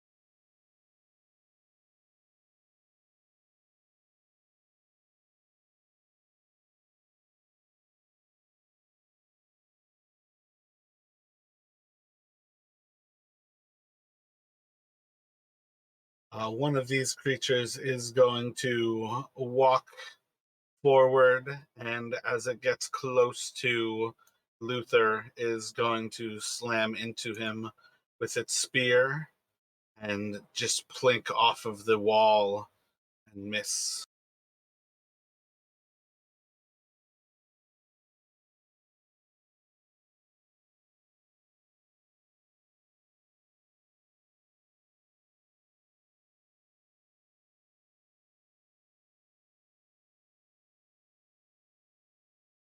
And it's going to go to Velixis. How tall is the wall that we're by? It's like 20 to 30 feet at different points. You guys are probably roughly in a 20-foot area. So she can't climb over the wall in a single move, can she? No. I mean, you could climb and dash and get to the top of it. And then yeah, she's gonna climb and dash to get to the top of it. And when she gets to the top, what she's gonna do is Have two bolts go flying right over your shoulders.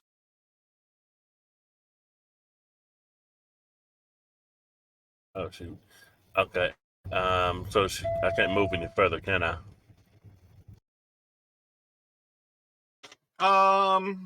You probably have 5 feet or so remaining.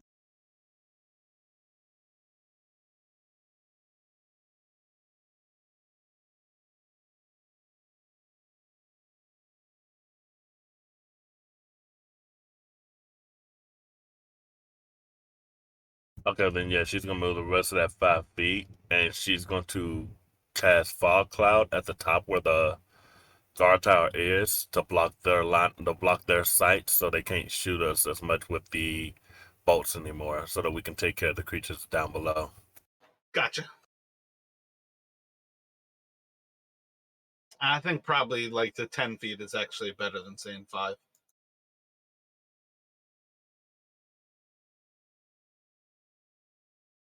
So like right there.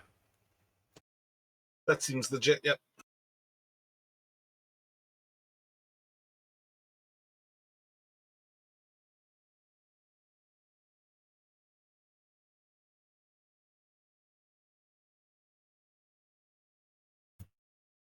I meant to hit the cast thing. I guess that's what it does. Oh, okay, yeah, it used the slot. All right, yeah, and that'll be it for my turn.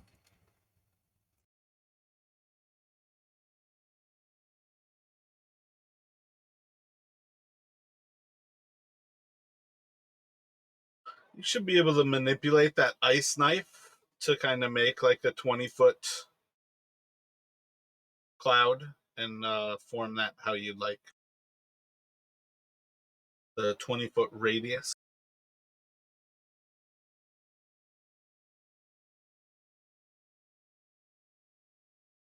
So it's like just a little bit bigger than that right now.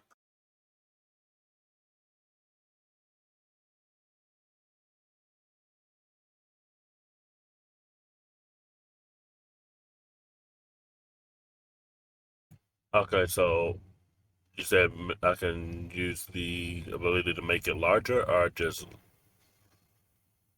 No, I'm saying you can modify that. Like you can make it a little bit larger. I think I moved it to 15 feet. So it's just a little bit bigger than that, but you can also place that. Like you can modify that like template where it is.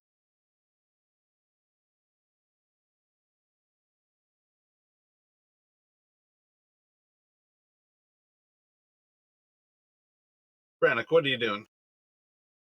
Right. So Brannick is standing up. He's going to fire, holding out his arm, launch a firebolt at the one that's closing in on Luther.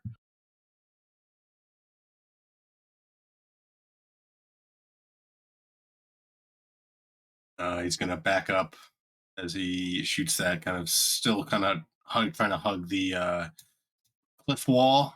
He can get about to there, and that's his turn.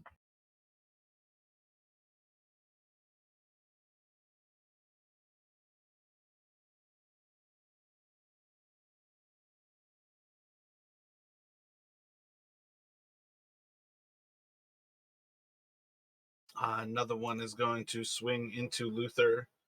16 to hit is just high enough. Yep.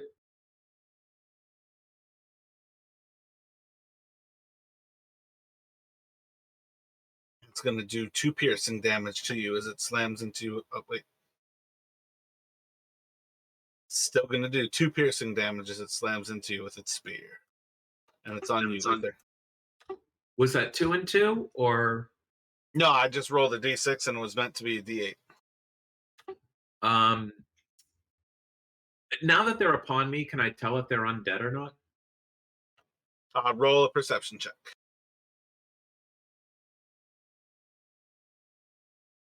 They definitely look like undead.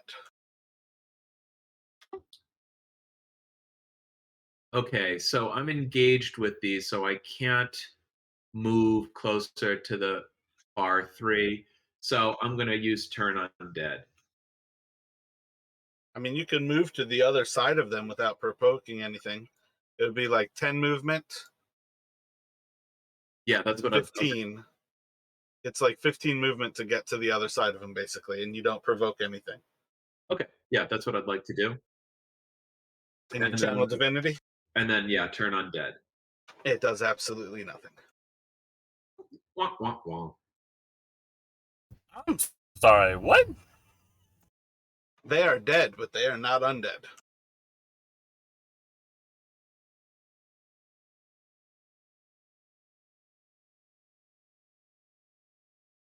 What cursed creatures are these? So that was, I assume that's an action, right? Yes, as an action. It should say with each one because multiple channel divinities are different. Yeah. Okay. So so that's my action, but then as a bonus action, I'm going to move my magic spear and attack this one that's in.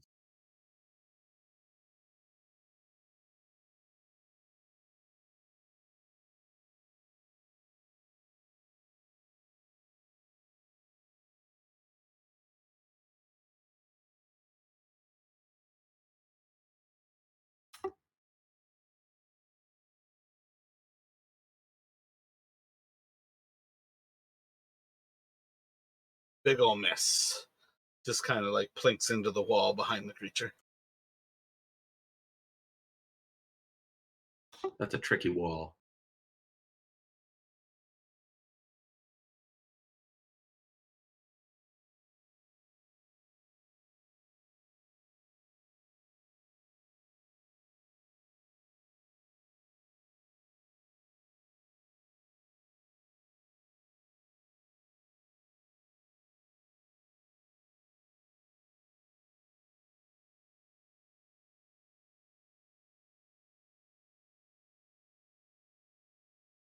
Another one is moving into Luther, swinging out at him, and it will miss.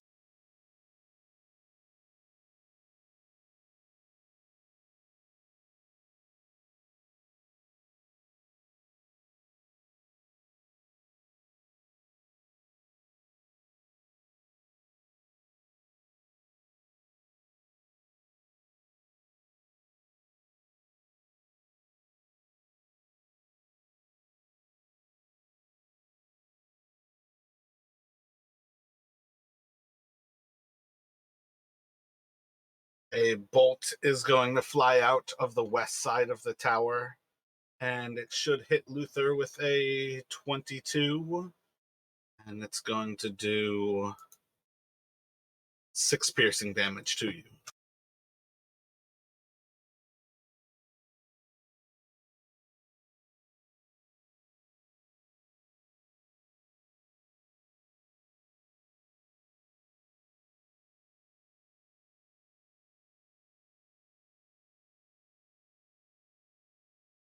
Another of the servants is going to slam into Luther.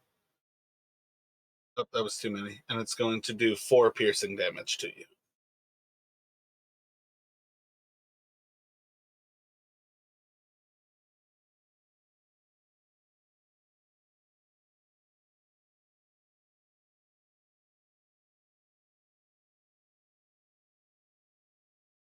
Did you properly resize that, Rashad? Is that set? I don't know how to resize it. I tried.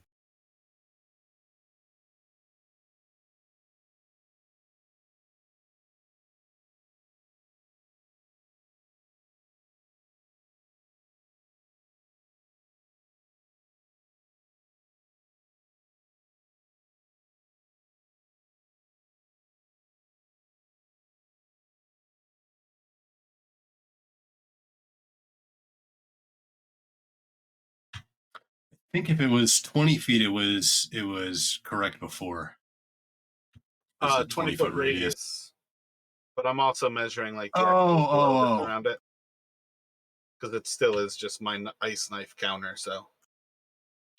Okay, sorry, yeah, I was thinking diameter. Never mind.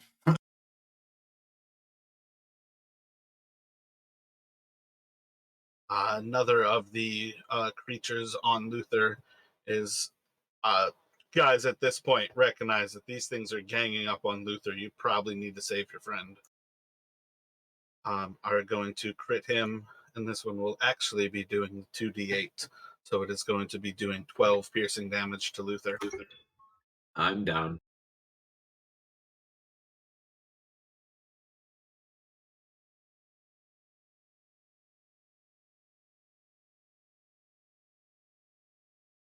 And then this one is going to try to attack him, and it will be 2 death saving throws. Velixis.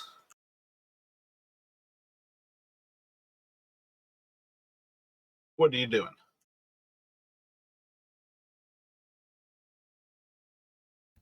Okay, since I done placed a fog up here, I'm actually now going to turn back and shoot a. Let's see here.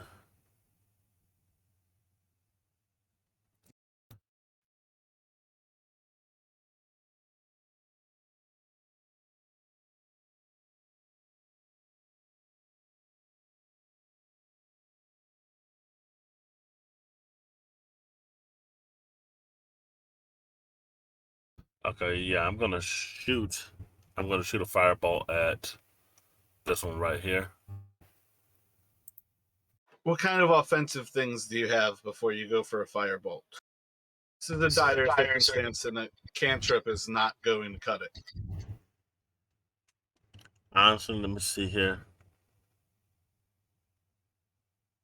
Do you have like a big spell? I do not. I got Ice Knife and Magic Missile.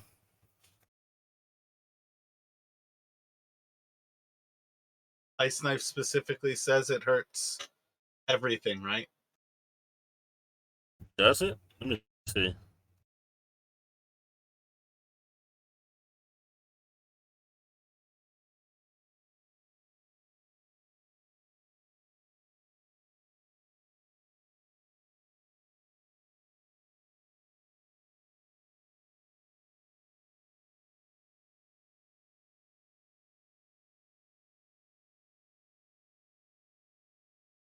Yeah, Ice Knife would kill Luther. Yeah, I can't do that. That will be the only thing I can do that does other damage to the other creatures as well, but it would hit him as well. Uh,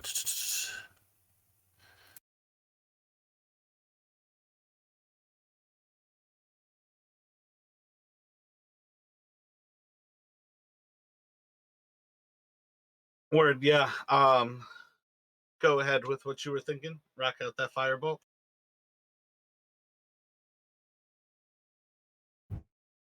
Yeah, I'm gonna try to hit this.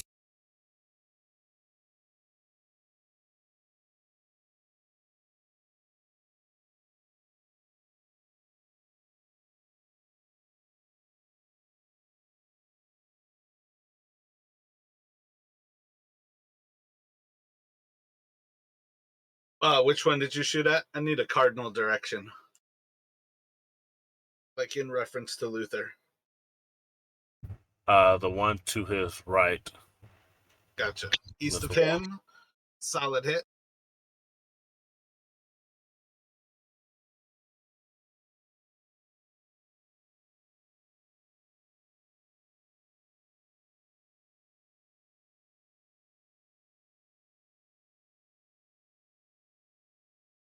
So you are going to hit that creature, and it's like has just massive chunks just kind of blasted away from it as they just burn in embers as they kind of fly away from it. And it will go to Brent. Okay, so Brennick, seeing Luther goes down, is going to move forward. I'm trying to. I can't figure out how to reorient the burning hands. In the southeast corner, there's a dot that is like away from it. You can drag that dot to reorient it. So like now it's in the north.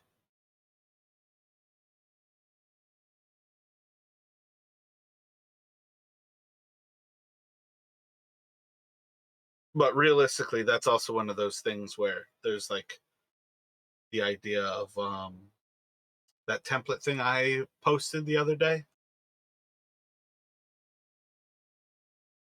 So you can kind of see like what the different ways the templates work out. Having the visual thing helps, but it's just not nearly as good as just knowing how they work. Yeah, I don't think I can get to a spot where I can hit 3 of them without hitting while keeping Luther out. So I think I just gotta probably not gonna be enough, but I'm just gonna try and take these. So I'm gonna cast it at I think you could cast it from right there. 1, 2, no. 1, 2. Yeah, I think you could cast it from right there. And you see the picture that I posted? I'm looking at the 15-foot cone that is kind of in the southeast quadrant, and it's just to the northeast of the 30-foot cone. Do you see that one? That looks like the one that would not hit. 1, 2 ahead of you. Maybe with you there. 1, 2 ahead of you. 1, 2, 3. Yeah, that looks like it. Where it would hit those 3 that are on the south side of where he is. Okay, I will do that. I'm going to cast it at second level.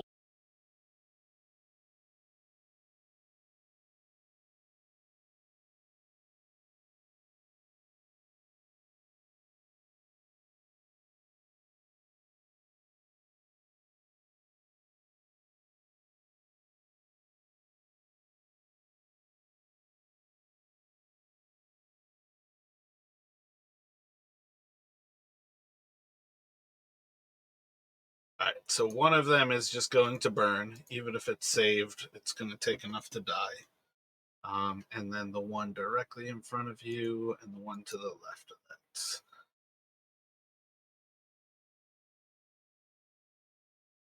that. Roll a perception for me, Brandon.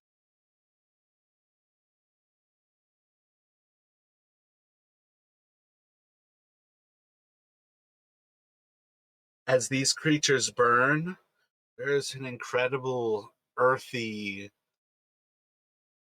smell to the air. And you notice that while these creatures are certainly dead, they burn like a punk. And these things are not human anymore. Their bodies are almost entirely mushrooms. These are plants. And that's definitely the psych out that Luther kind of missed on that last bit of seeing them. They are definitely dead creatures, but they have long since turned into plants. One of them is barely surviving, as much of its flesh is still kind of burning up in punk wood. And it's going to go to, I think, Luther on a death saving throw. Need to roll a 20. How many pluses do you have in inspiration right now? I actually was going to ask you that. I had +1. I sure don't have +5. Yeah, I've got you at 2 right now. I can't use the portent dice on a death saving throw. I'm pretty sure, right? I don't know offhand. I didn't Let's even take think a of it. short That's why I break didn't here say because I didn't anything. actually take a break before. But this is, I mean, again, this is one of those occasions where it's worth saying because it's saving your friend's life. But let's take a quick break here. I didn't actually use the restroom when I set up the white dragon. And I'll look that up like on a quick little break, and then we'll come back to that. These guys were not supposed to be deadly. This was not what I was planning. I was planning to just block the view from the tower so we can kill the creatures down there. I did not think that we would lose somebody. No, I mean, I think we just fell for it, right? I was pretty confident. I was rushing forward with the specific thought they were undead. So just just the twist. Yeah, effectively, these are like the plant version of zombies, though. That's quite literally like they're just dead humans from around here, but the dwarves turned them into plants, so they're like almost myconids. Wait. If they're plants, shouldn't they take additional damage from fire? Not necessarily. Darn. Just because they're plants doesn't mean that they don't have moisture in them. And I think just like mechanically speaking, in 5e, vulnerabilities to damage types are like really, really rare. Super rare, yeah. I think of all of the plants that I know, there's more plants with resistance to fire than there are plants with vulnerability to fire. And that's some of the funniest shit in the game where people are like, oh, it's a plant, I'm going to use fire. And I'm like, it's literally regaining hit points because you keep trying to burn it. Can you imagine that? You go outside, burn a tree, and it just grows more limbs. Yeah, as far as I'm concerned, Portent has saving throws. Death saving throws are a saving throw. So I would say use your Portent and save his life before he rolls. But I'm going to take your best one. So what did you roll? I guess realistically, what did you roll? Yeah, 17 and a 7. So I was Yeah, planning so on it's giving got him to be 17. the 17 anyways. Yeah. But I would also like to remind you, let that be a lesson to tell a fucking story with the story dice, because if you stack those up enough, death saving throws don't fucking matter. You just have to not roll a 1. That's the only one that you can't change, just like you can't make a 20. That's one of the things that I can't believe how often people tell me no to that story. But I'm just like, if you don't want your character to ever be able to die, tell enough stories and just save it for death saving throws. Speaking of which, my inspiration thing is blank.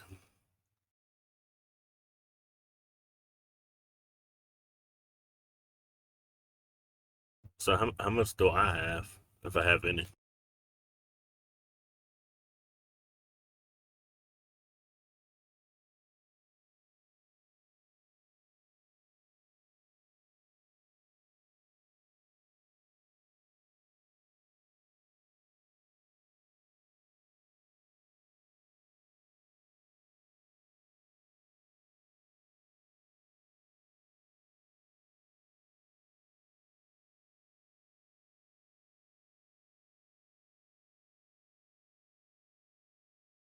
Right now I've got Brannick with 6, Luther with 2, and Velixis with 2.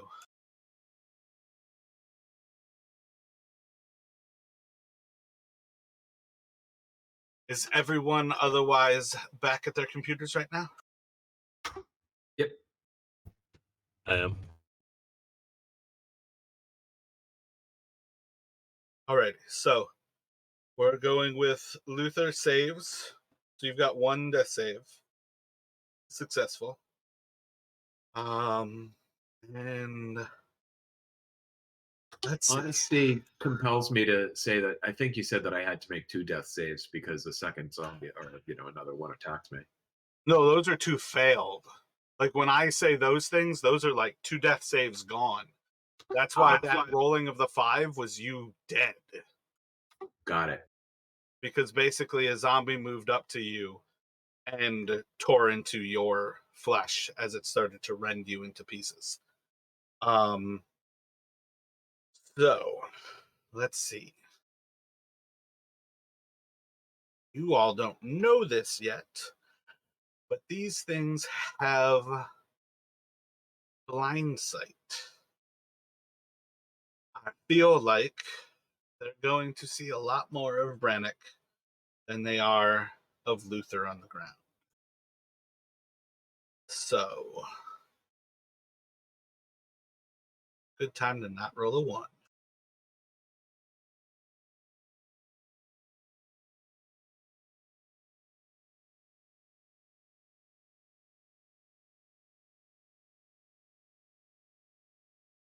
One of these creatures is going to rush up to Brannick, and I don't think they have enough, a +6, so that's a big ol' miss as it swings its spear out at.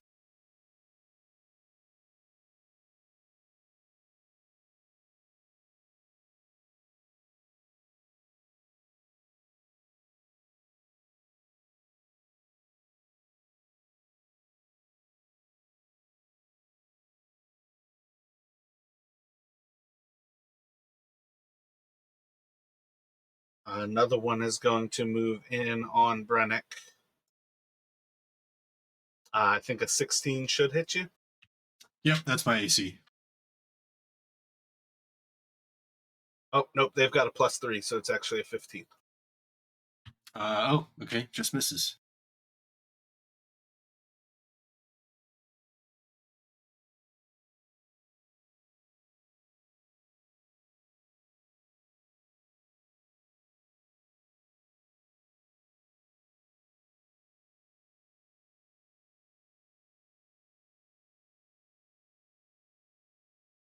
And another one is going to move into Brannick and swipe out at you.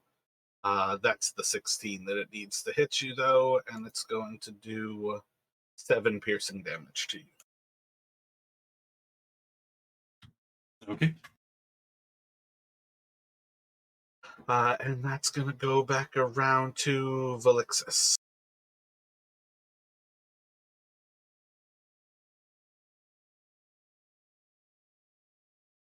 So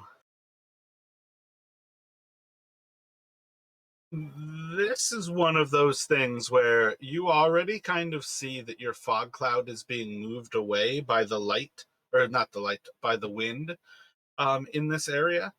So there's a certain level of the fog cloud's going to be effective for a little bit longer. It's definitely not going to be its full time frame. Besides that, you already have some signs that the bolts were kind of flying out of the west there. And you see Brennick being surrounded by 3 of these creatures kind of ganging up on him. What would you like to do, Velixis?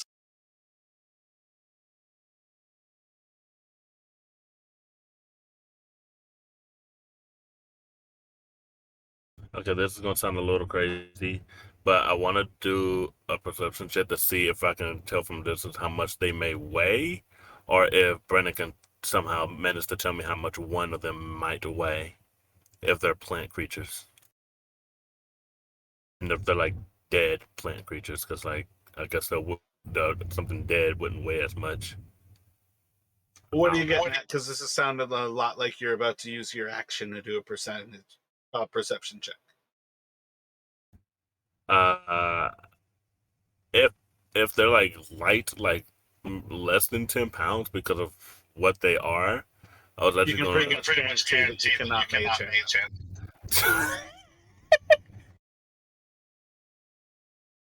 Okay, then no, I'm not gonna do that then.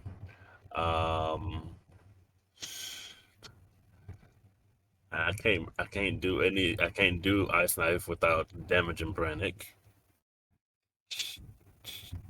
You might be able to save Brennick some hit points by hurting him and killing all of them, though. Yeah.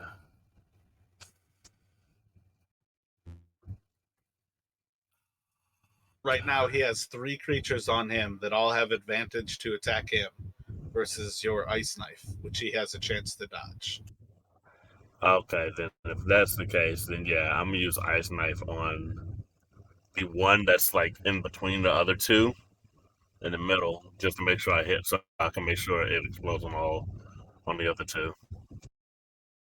So if you do that one, I don't think it would hit the one that is closest to you.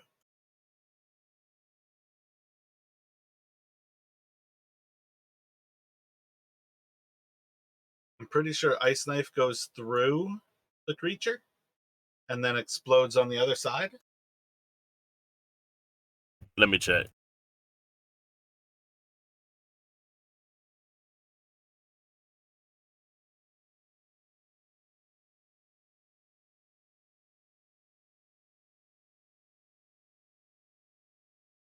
No, it says Okay, it is on the creature.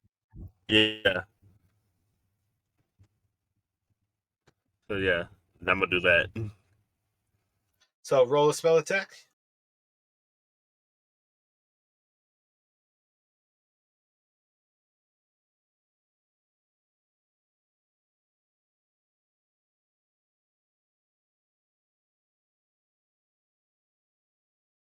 And then roll the actual damage from the ice knife itself.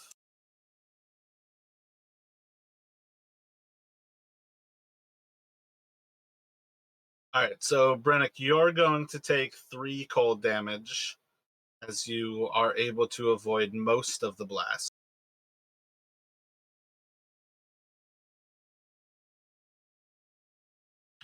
Got it.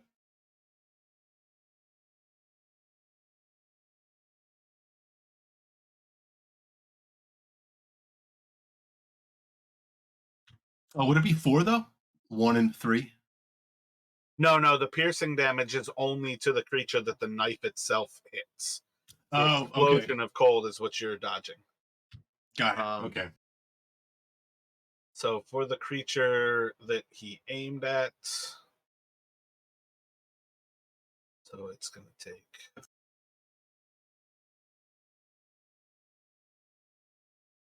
One creature is at a single hit point, so that's definitely going to die in the explosion regardless.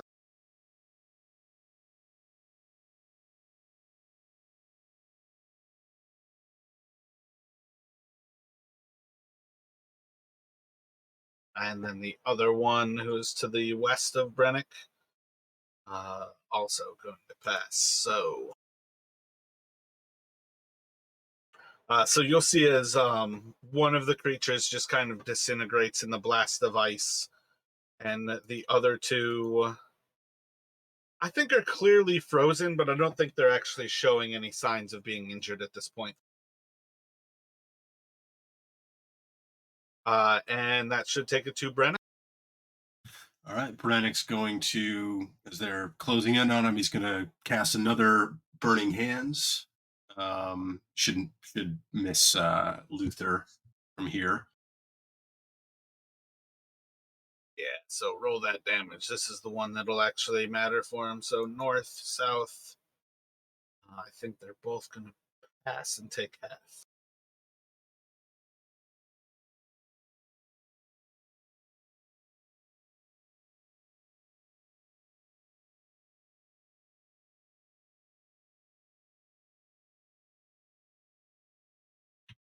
Probably should have cast that at 2nd level, but too late now.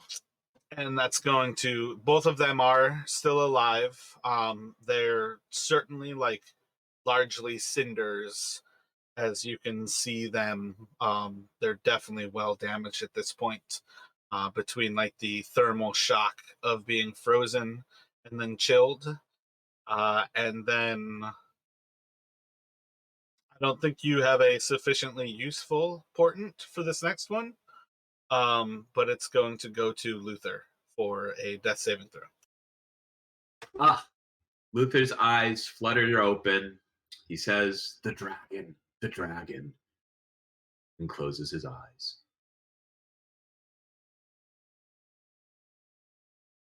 So, does Larry have another character in mind to be summoned by Luther's call to the dragon? The dragon? I do not. Do you want to take a break here to kind of think things over and we can reassess in the next few minutes? Do you want to play Jarthra and play out this immediate moment? What kind of thoughts do you have right now, Larry? Actually, I do have I started working on a character, but it's going to take me a little while to make up a character just because of my familiarity. So maybe if I play Jarthra, just play Jarthra for this encounter.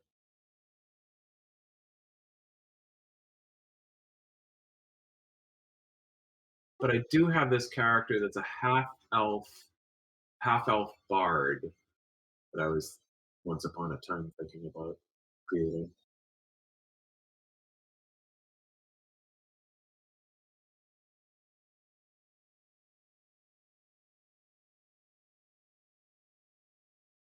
I don't think there's a simple way to show you where the scout is, but you can basically have that be Jarthra coming up. I think for what it's worth, there's no reason not to just put you in the initiative immediately at 7. So I feel like that's viable just to have you in and not worry about like when you would go inside everything else.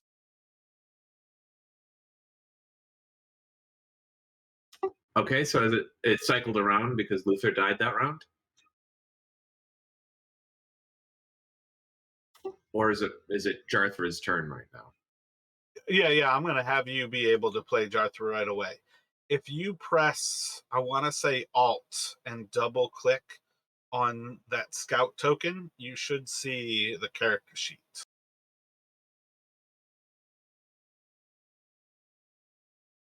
Yep, Alt double left click.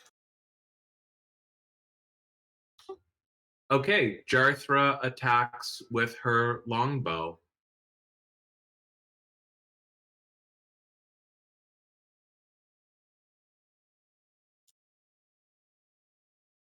I'll just roll a d20. Which one are you shooting? The northern one.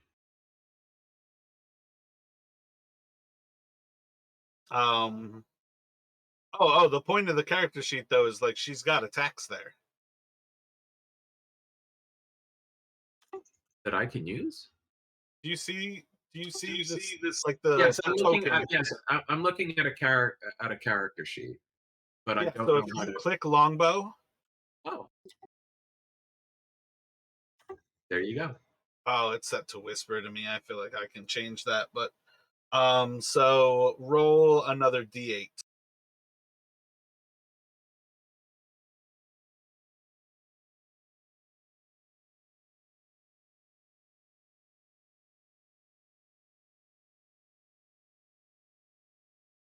So it'll do 8 piercing, and that one will drop.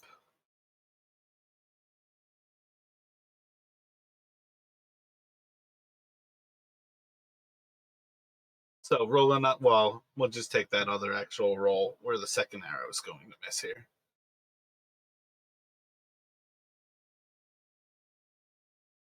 And I think it can really only still see Brennick. It's just going to swipe out at Brennick, and it will hit. And it's going to do 9 piercing damage to Brennick. All right, Brennick is that one hurt. He's severely bloodied. And then it's gonna go to Belixis. At this point, you guys are just cleaning up that last one, though. I don't expect it'll get around again. Yeah, I'm just gonna fireball that.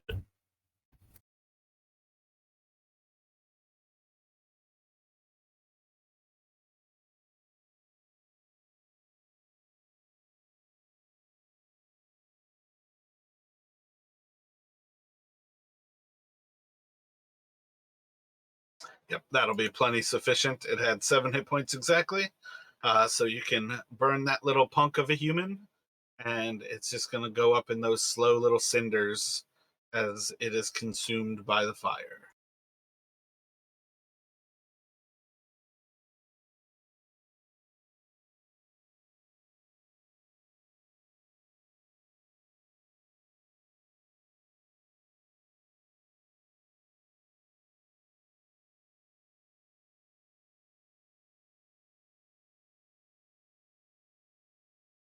So, this is one of those points where I'm tempted to say this is where we should end it. I feel like there's a certain level of it might be viable to roleplay something if you all would care to. But roughly inside of our vague time frame that we usually shoot for, it is a bit early. But I feel like a character death is something I would rather not ever really rush through. So Larry has kind of time to let stuff sit in and be able to produce everything. But in general, if you all at least have the sense of the fog cloud, gives you an ability to kind of move out of this space. You can recover Luther's body. Um, oh man, that might even be something as well where we could potentially. I was gonna ask if there were any shops back in town that might Yeah. sell a resurrection scroll. If they do recover Luther's body, Luther has something that they'll find that. Oh no, it's attuned to him. Never mind. Even if they had a resurrection scroll, which I don't think they will, there's no way we'd afford it. We could afford it. No, I Think about paying. I had one of those the things you get from that when you initially roll up your character, and I had this skull that could summon an orc war chief, but it was attuned to me, so never mind. Yeah, like his secret was that he saved an orc war chief, and he can summon him 3 times during the campaign. I didn't think it was necessary to deal with what I thought were a bunch of undead. I was like, this is my time to shine. That's one of those psych outs that gets clerics, though, is especially how it plays out where those creatures are 100% also very much dead. They're just not undead. And then, Justin knows I had another cleric who made the same kind of choice, and there was a creature that gives them resistance, and it was the exact same result where it's like, I'm going to stand up and fight, and I got somebody killed. Whoops. That was unforeseen. Yeah, I think one of the I'm hesitant to say this in front of everybody, but for what it is worth, I think part of the group, I guess really it might only be Justin who is kind of there for it, but you all are vaguely aware that people who die in Icewind Dale can often be approached by one of the devils of hell and revived. And I feel like that's one of those viable ways that Luther might come back. It would definitely not be a very Lathander thing to do. I feel like that's where it's like a big question for you to think about is like, how attached to living the good life was Luther? Would he make a deal with the devil? Because he might be approached for one. And then as far as like actual means of resurrection, like the one that you guys might even have a chance for affording gives you 60 seconds to do it. So that's where you're really kind of out of luck. Versus some of the other resurrection options, I think they jump up to like 500 plus gold, let alone like the other fees of paying for them. Yeah, what's Revivify? Is that the 1 minute one? Yeah. And then there's like the True Resurrection, which is like, what, 100 years, but that's ridiculously, that's like, Yeah, even if that we could one's find a like a cleric who could 5,000 cast gold, it. I think. Yeah. Yeah, just like the material cost. Yeah, I mean, as far as it goes, I actually did, I mean, even though the whole idea of him seeing the dragon and that being a big deal was just spur of the moment, but what the hell? He led a good life.